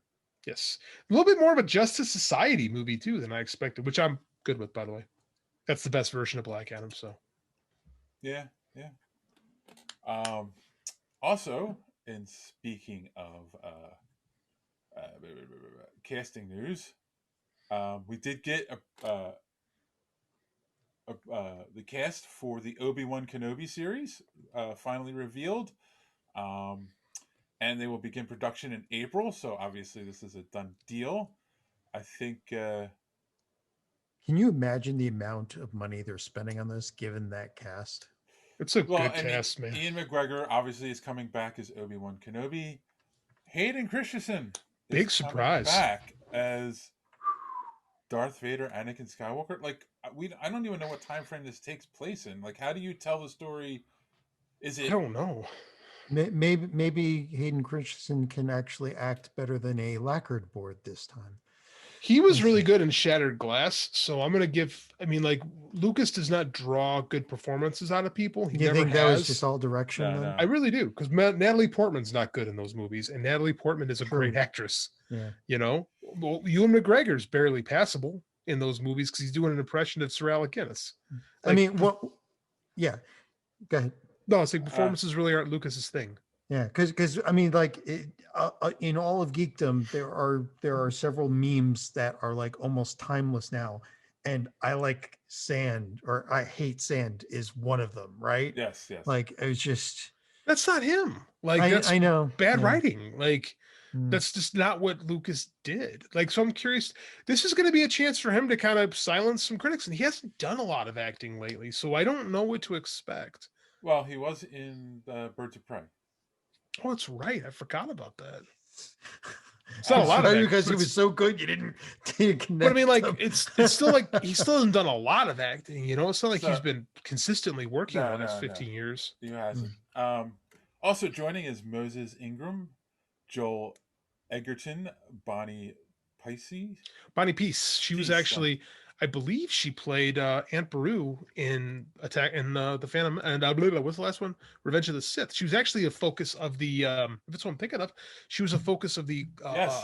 What the heck were they called? What are they? Nexium, called documentary. Oh, okay. Yes, yes. But What? no.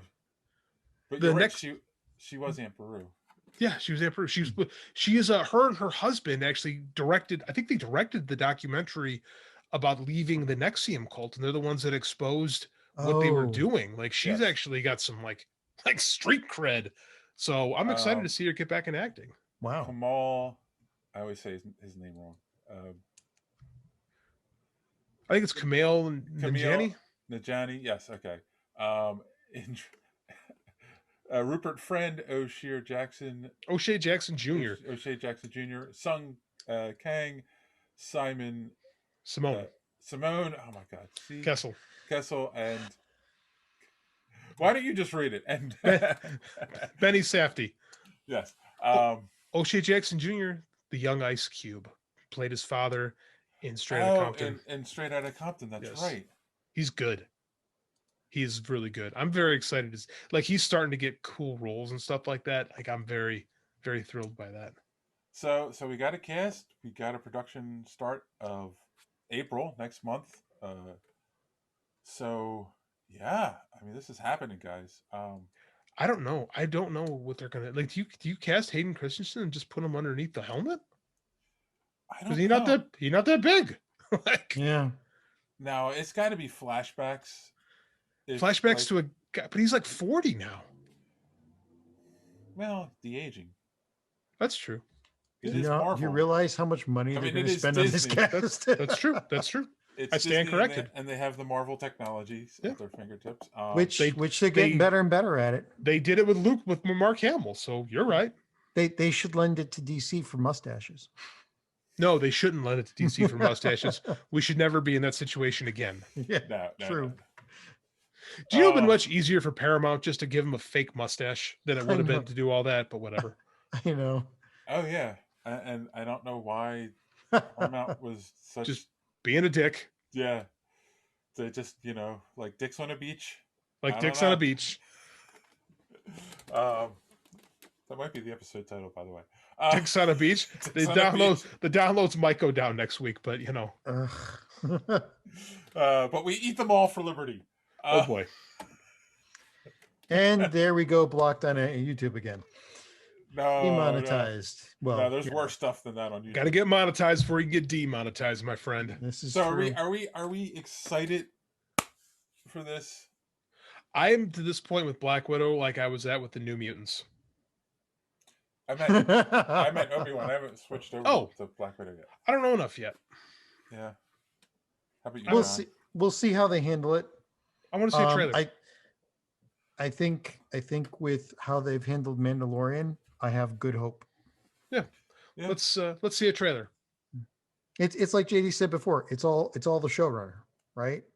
It's all the writing. Yeah. It really is. Really comes down. Well, the to showrunner and the writing, right? I think it's a solid cast. So CS is good. Like especially for a show cast, I think it's a better cast than we have with Mandalorian, to be quite frank. Hmm. Yeah, and it's actually a fairly large cast. Yes, it is. Do we know how many episodes this is going to be? Have they said that? No, I don't think they have. Very curious. When are we supposed to get this? When is it supposed to premiere? Begin production in April. So yeah, so I mean, you're looking next year. So next year, okay. I'm good. Special effects and all that. Okay. And then finally, though, JD's got one more story. We got official news about Black Widow. It will be coming out this summer, and it will be coming out simulcast on Disney Plus again for $30, like they did with Mulan. So for the Premium Plus, you have to spend the extra money to see it. See, I wouldn't pay for Mulan, but I did pay for Raya and the Last Dragon, and Black Widow. I would definitely pay for. This is the move that a lot of people said why didn't they do this the first time around with Black Widow? Why did they do it with Milan? Why was that the experiment? And they made it sound like, did we lose JD? We lost JD. Why did they? Okay, so we'll keep going. I'm sure he'll be back soon. Why did And then they were saying that Mulan wasn't as successful as they wanted it to be. Well, Mulan had a lot of problems. Did? In what sense?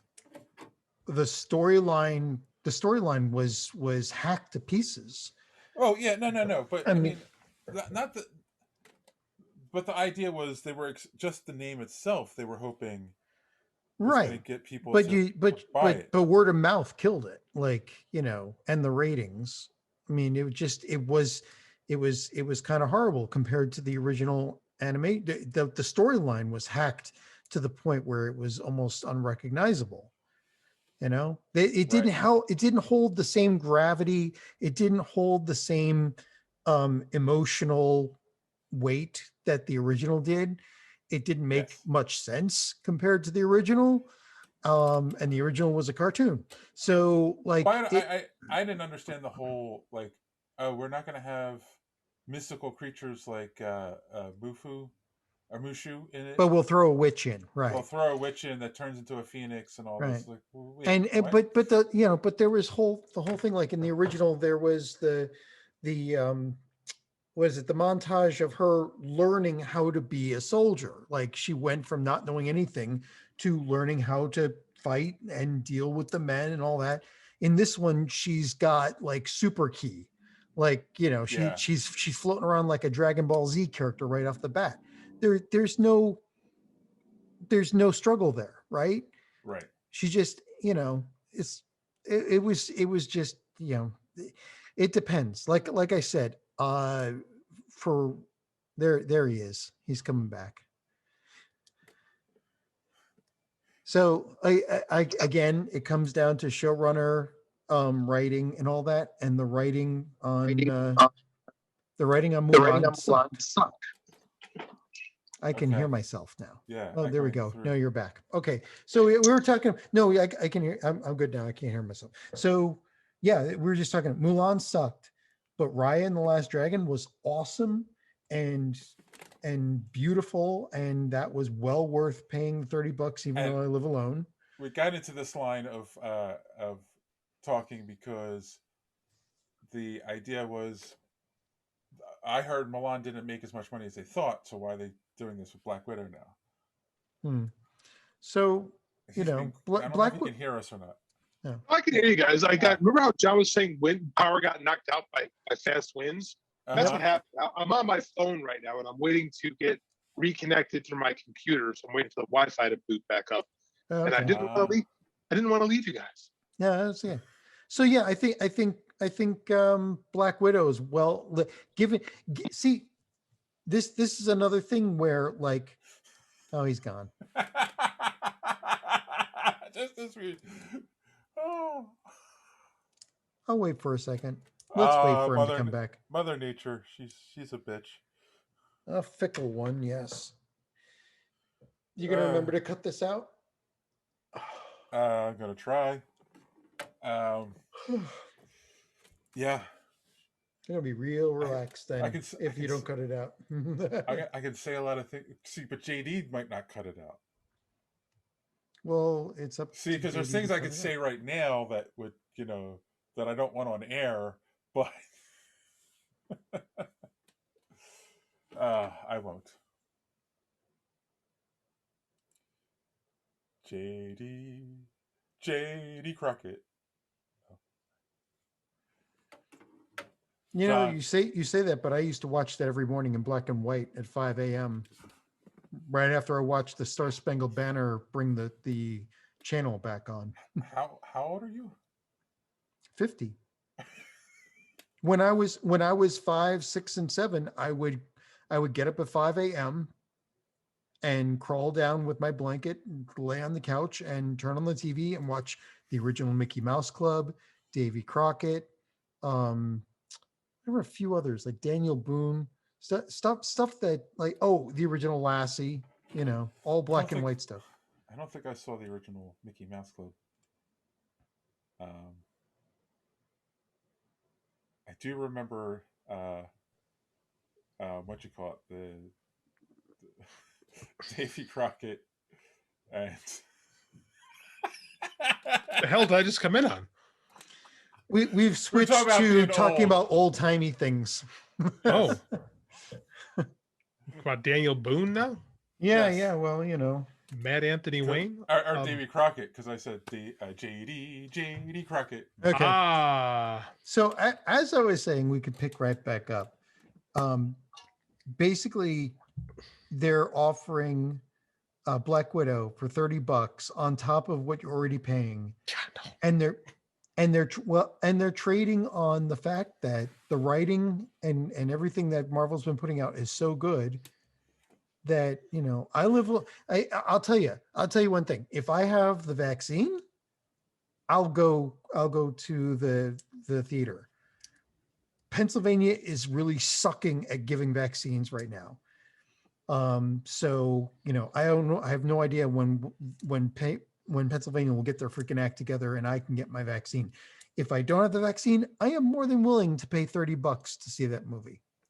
There's no way in God's green earth I'm paying $30 to see a movie on a platform that I already pay for. I understand. Yeah. But here's the thing: if you were going to take your wife and son to go see this movie, or your wife, that you're going to spend more than $30 just on tickets. Not to mention the. Well, if you hit a matinee, it'd probably be less. No, I don't know. It depends on where you are. Tickets out here are like $10 a piece. So. Oh, tickets around here. All right, so you're 20 just for the tickets, and then what about popcorn and soda? I don't think I spend that kind of money going to the movies. It's a ripoff, man. I'll sneak some M&Ms in, and I'll stick an iced tea in my sock and pull it out when I get my seat. It's like sock tea. It's the best tea on the planet. It is. Well, I'm not opening it. I'm not sucking the tea out of the sock. Like, just hiding it. Like, dude, that's the movie stuff is a ripoff. You are not wrong, but I'm not paying $6 to park my car in the parking lot. Oh, which is basically That's basically what Disney's saying. You park your car here already. Now give us $30 more. No, I'm not doing that.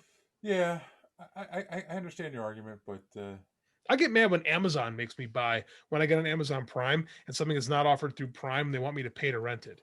That frustrates the snots out of me. I honestly think somebody who's got a family of 4 sits there and goes, I'll pay the $30 and just watch it on my big screen at home.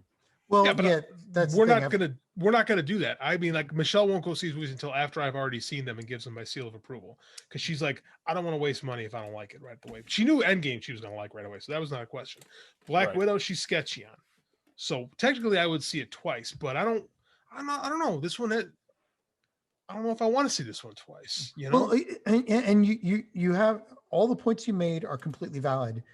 But there is an extra flexibility to being able to pay $30 and then wait for your bunch of friends to come to your house to watch it on your 72-inch plasma TV. Yeah, we're in the pandemic, and be able to start it and stop it whenever you need. You're not wrong. You're not wrong. But if I wait another couple months, I'll get to see it like as part of my package. True. Well, that's another couple of months. So May 28th is the. We've already waited a year and a half. Now, 2 things on that. As I said earlier, when I think you dropped off, like, the whole thing was, did he freeze again? No, he's just slow. So, okay. No, my. Sorry. You there? Yes. What was that? This is my internet. My frustration at the internet. We've had internet issues today with the wind. So. I told you. The thing, when they did it with Milan, everyone was like, oh, Milan. But if they'd done it with Black Widow, everyone was like, I would have jumped on it right away. I'm not faulting them for trying. Like, go for it. Go make your money. They lost a lot of money on this. But I'm just not going to do it. The other thing with Milan is they did it and then they put it on the platform, like you said, 2 months later for free. Yeah. And it was like, well, what was the point of that experiment? Like, because that leaked as well, that they were doing that So it was like a lot of people were like, I'll just wait. Do I'm you not. think with Black Widow they're going to do that, or do you think they would wait at least till Christmas time? If they can wait till Christmas time, that's fine. I'm not going to pay $30 to see it. I might Right. go see it by myself, and then my wife will say, "Cool, I will wait for it to come on the service. He doesn't know how cheap we are. I will wait for it to go on the service we already pay for." Like Right. I don't. I think it's asking far too much for me to pay. I mean, we did that. I did that with Onward, and I enjoyed the movie, but I'm not doing it again. Like, and this is Right. asking me $10 more. So, Like, so again, that it depends. Like I just looked up. I just remembered I had a Fandango account. My God, it's been so long since I've been to the movies. And it's I just looked up like Godzilla versus King Kong at like in only one out of three movie theaters is still open. To the other two are still closed right now. But this one is $14.75 per seat. You know, for general admission. Yeah. So I mean, it depends on the area that you're in. Like for me, if me and three friends were going to watch it, it's actually a deal. You know, if you pay for if your friends come over, yeah. And I'll chip yeah, in. yeah. Like I said, I don't think it's a terrible idea, and I like watching stuff from the comfort of my own home. But I'm already paying for the service. So I shouldn't have to pay for extra access. Right. That's Yeah. my frustration.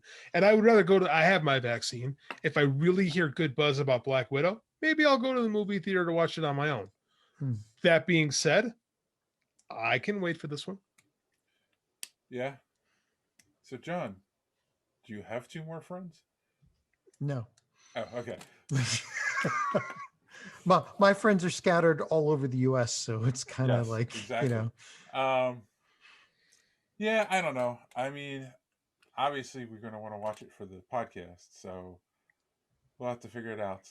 I mean, I said I have no problem if it's available at theaters by me. I feel comfortable right now. If I go to a late night screening with, like I said, I'm vaccinated, $10 for a screening, I'll go sit and watch it. Okay. I'm gonna grab a nice bottle of wine, make some real popcorn with real butter on it, and go down and watch it on my 52-inch TV. That's great.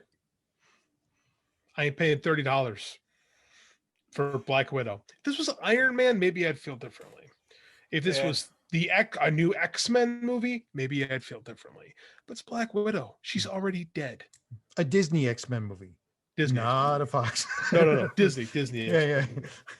Like, I don't know, man. I have not been that into this from the moment we saw the trailers. Like, it looks fine, but not $30 fine. Don't you want to see how it was a scroll that got killed for the Soul Stone? I can read spoilers. I have no qualm with it.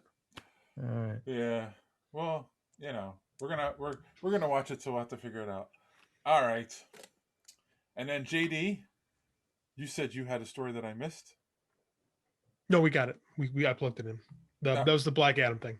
Oh, okay. All right then. All right. Well, on that note, we're gonna take our last commercial break. I'll be back with John's favorite topic of the week. Ooh.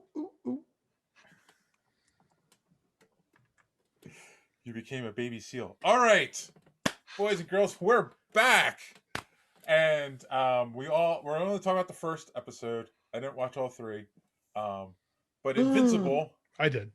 was released on Amazon, and we at least all watched the first episode.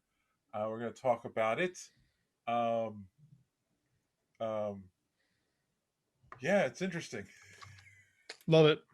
So we've got another Justice League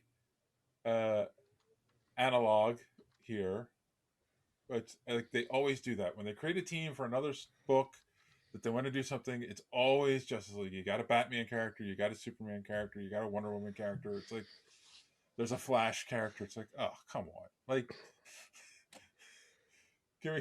why just copy the Avengers for once. Justice League's more iconic than the Avengers, especially in 2003 when this scene was written. Yeah. Oh, that is true.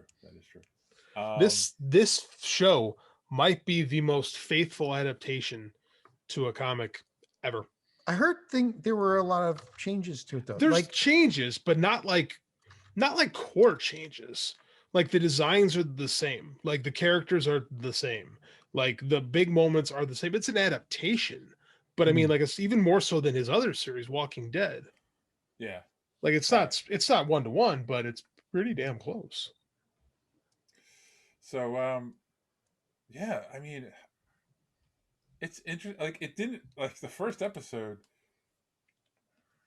There's like little things that kind of hint at a dark undertone, but nothing too bad. It's a Superman type character who has a son on this planet with a regular Earth woman. He starts showing his powers. The father starts trying to teach him, get him ready. The kid's obviously anxious and wants to go out and fight crime. And then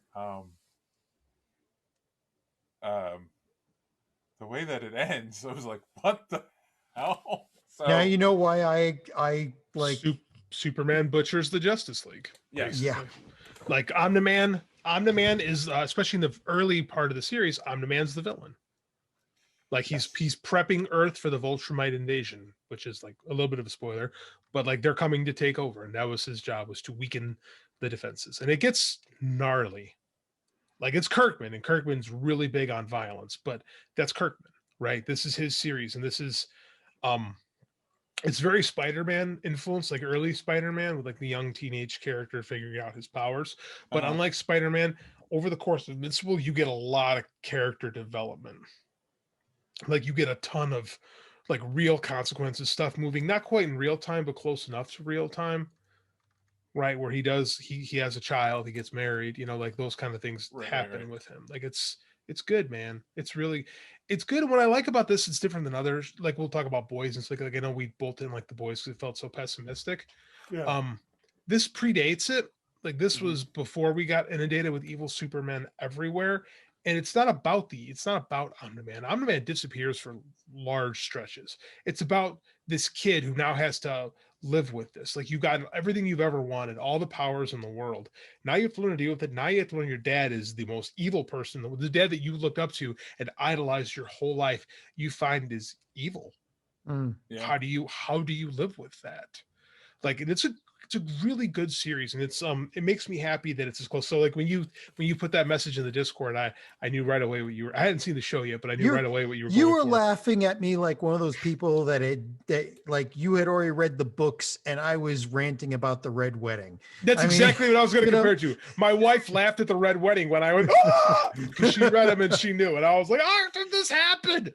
Yeah. Oh, yeah, it's very similar. Very, very similar. Yeah. I mean, oh my God. It's like, yeah. And I'm like, I'm used to watch, like, let's face it. Some of the animated features from DC have gotten pretty bad. Like, Batman versus TMNT.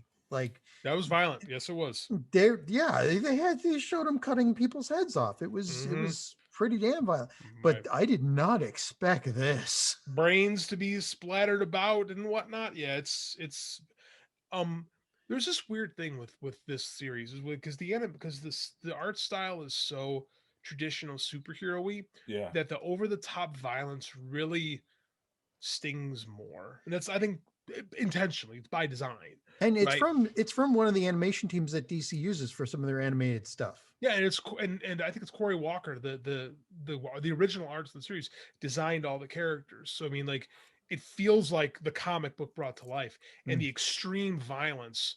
Because sometimes you like to watch an anime or something like that, it's really off-putting. This is like really off-putting because like you feel like regular cartoon, and the violence stings. But I think it works here. But they did make little changes, like Nolan Grayson looks a lot like J.K. Simmons, who just happens to be his voice. He looks like J. Jonah Jameson. Yeah, but he's always kind of looked like he's always had that mustache and the graying temples and stuff like that. That's always. I think they just tweaked it just a little bit to make it look, Possibly. But yeah, it's Omni-Man. Like you look at him, that's clearly Omni-Man.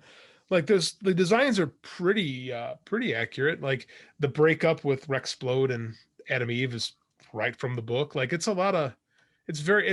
They were able to condense like the first like 3 trades into the first 3 episodes, which is pretty impressive. And the voice cast too is like really good. Sandra Oh, J.K. Simmons, Stephen Yeun, Zazie Beetz, Jillian Jacobs, who was Zachary Quinto, Mark Hamill's in there, Seth Oh, yeah. Rogen, John Hamm. I mean, Mhm. you know, it It's goes great. on. I think- Michael Dorn. I think Michael Dorn. I haven't heard him in a while. Mark Hamill did a couple voices. I think he did. I know he's the tailor, but I forget who else I think he might have another. It's just Art Rosenbaum, as far as I know, but there's a ... after, so he might be I doing think others. yeah, I was gonna say, I think he was like one of the villains or something in like a Might have quick been. scene. Yeah. Might have been. So. Yeah. Like it's what did you think, Dave? I was enjoying it right up until the last scene of the first episode, and I was just like, I don't know if I like where this is going. It's dark, but I mean, like I said, it's not Omni-Man's story. It's Yeah. there's an interesting character coming up the next episode. Like he's basically Hellboy mixed with Columbo. Damien Oh yeah, Darkblood. yeah. Great character. So Okay. who's investigating the murder, because that's like it's investigating the murder is the subplot for the next few episodes. Full disclosure, like I completely forgot about this till I was eating dinner. I was like, all right, I'll watch the first episode while I eat, and so that's part of the reason why I haven't watched the other two. See, I get what you're saying though, Dave. I understand. Like, I don't know how much of the boys I can take because it gets so dark. But like JD's saying, this isn't Omni-Man's story; it's his son's story, and that, like, I think I can take that bad things happen to him and then watch him try to deal with it and try to rise above it. That's a hero's journey. Mark does have hero moments, and he has his dark moments too. It's not as pessimistic. Like Garth Ennis clearly hates superheroes, right? That's the vibe you get from the boys. Robert Kirkman doesn't. Yes.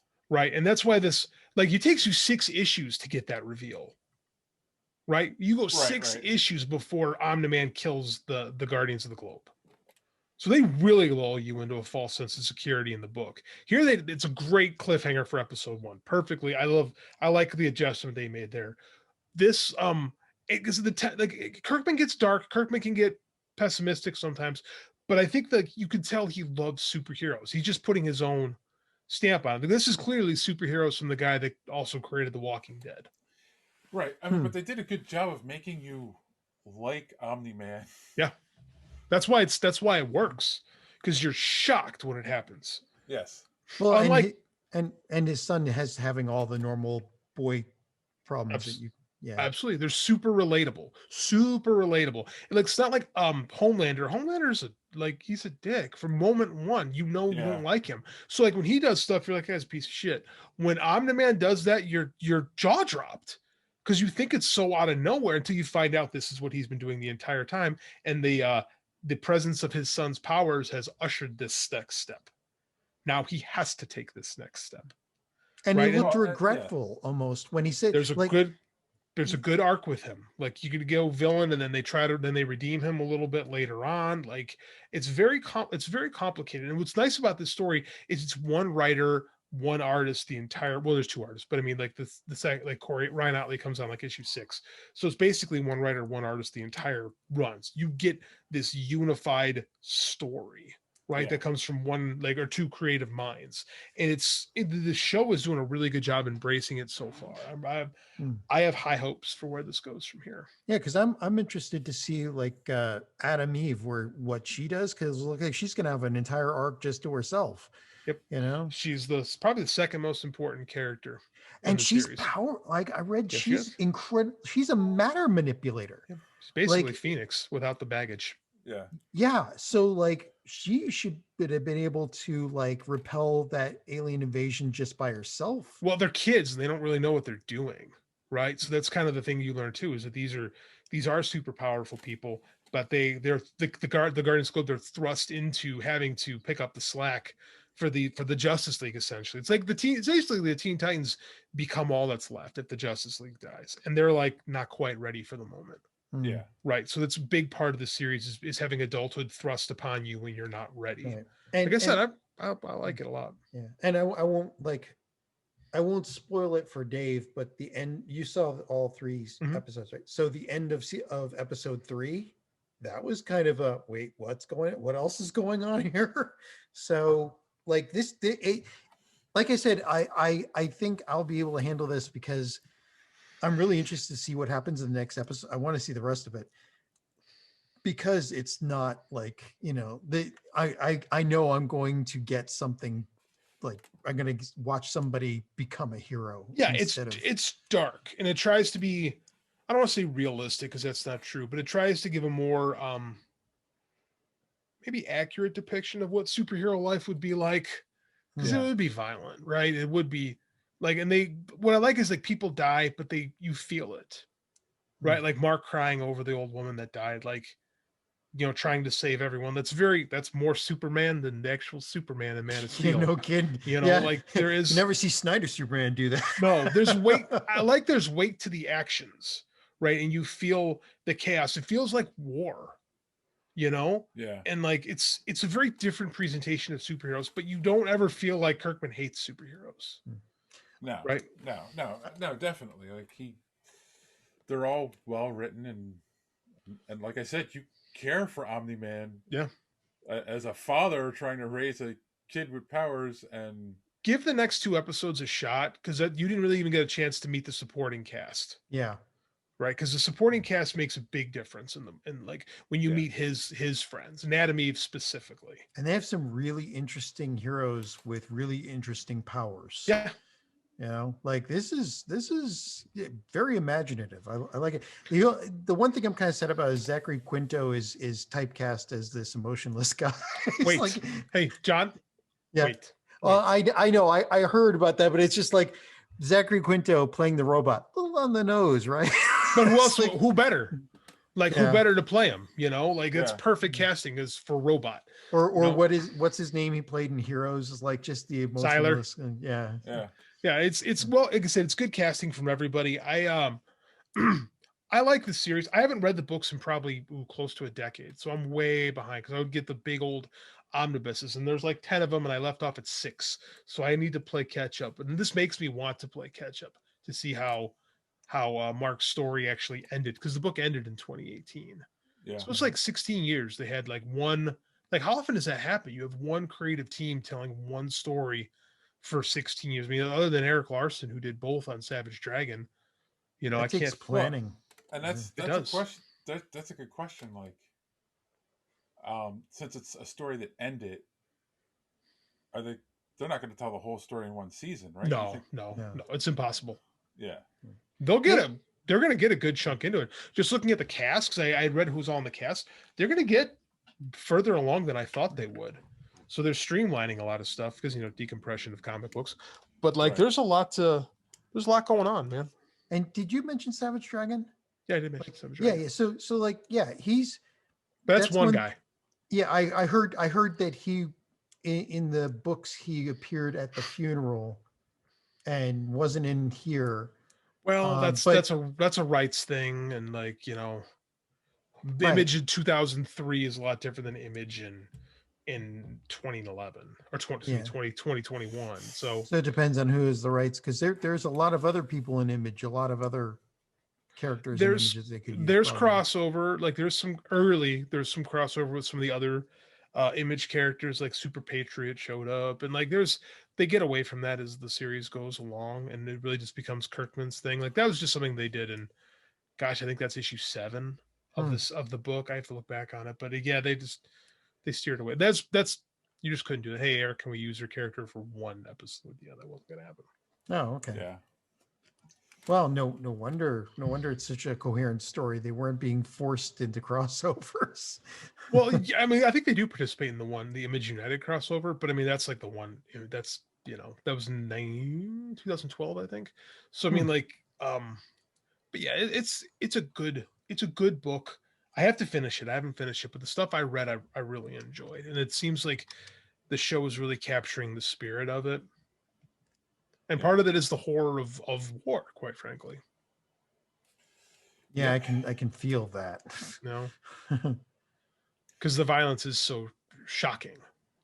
So yeah, I mean, I guess we're all gonna continue watching it. Sounds like. What do you think of the method of because I've not been a big boys fan, so I've not really experienced this. I think because we've seen the shows where they drop the whole thing and you watch it at your own speed. We've seen Disney go back to the old school model of 1 episode a week, and Amazon's kind of somewhere in between with the 3. Mhm. Which do you guys prefer? I like being able to binge everything because but this might just be the way my brain works. It's like easier for me to watch everything in one go because I can get the full emotional impact and I don't have to sit there every week trying to remember, because my problem is I follow so many different anime series, so many different series on TV that you get mixed up with some of the details. You start to forget things even over a week.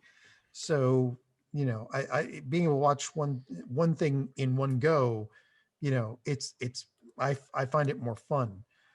But I get why they want to go week to week, because they're starting to get into the stream wars now, where they're trying to keep people paying for their service from month to month instead of having somebody sign up and then drop it the next month. You think, Dave?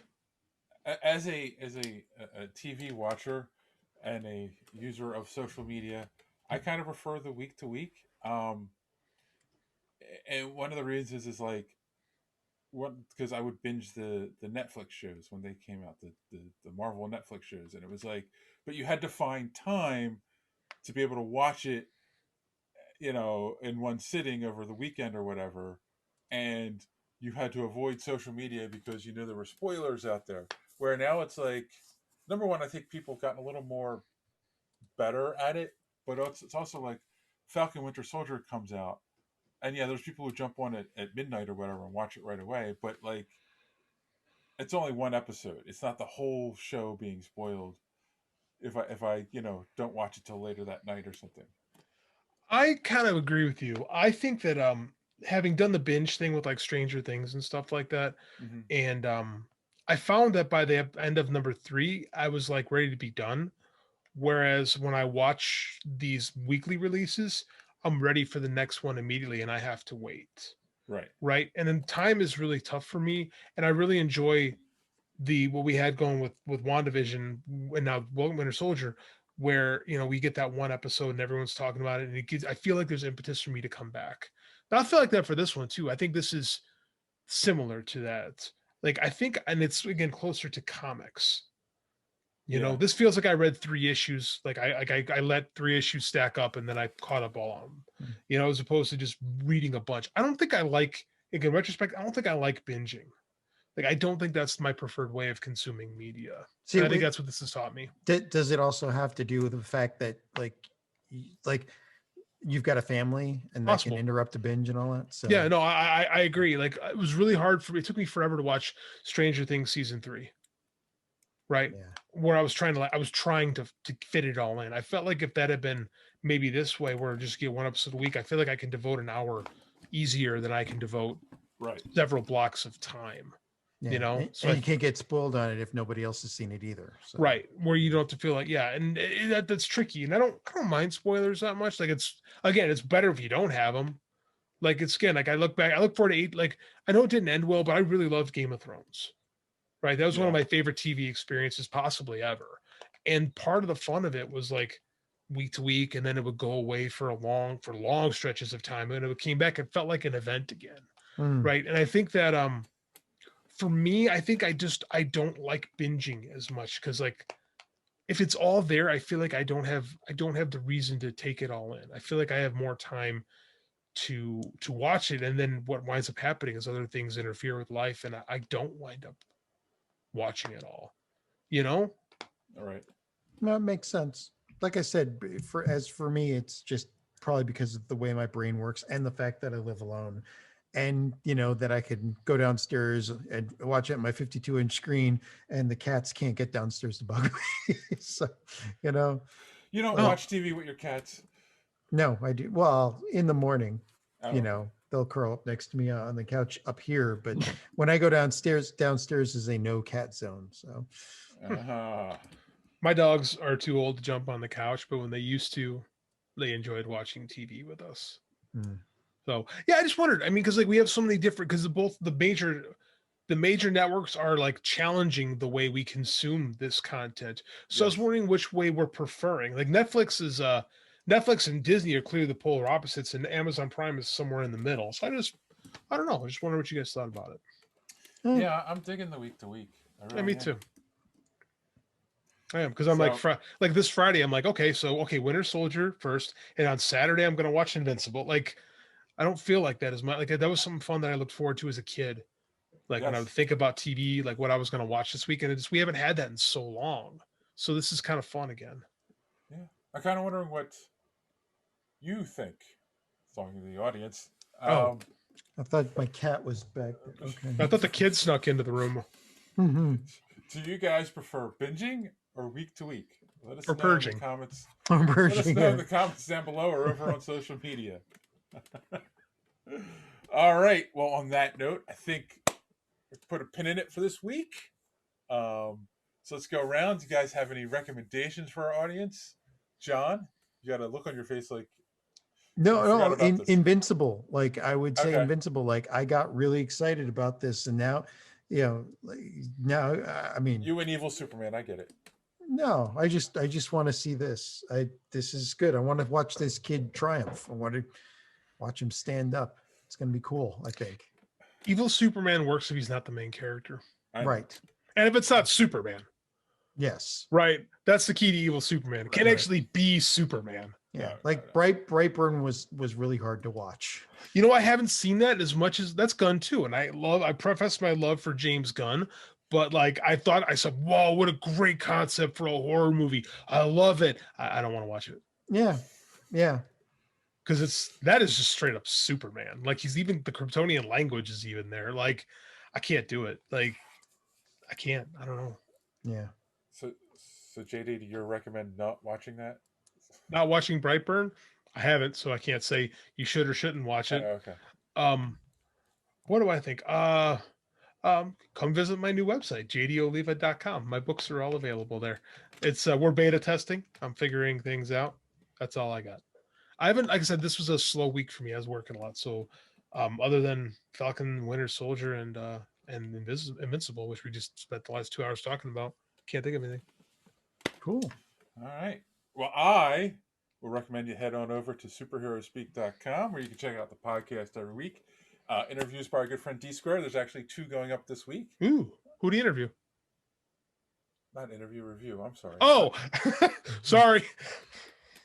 He interviewed himself. 2 comic reviews going up this week. And I'll echo John and say check out Invincible because I think it's pretty good. Also, make sure you're watching Falcon Winter Soldier. It's really good. And check out JD's website because he's got a lot of good books for you to read and lots of good ways to kill John. In those available on all platforms. You can on my website. You can buy from Amazon. You can buy from Apple. You can buy from Kobo. You can buy from Barnes and Noble. It's ubiquitous like that. And on that note, boys and girls, as always, thanks for listening or watching. Don't let your cape get caught in the door. Have a good week.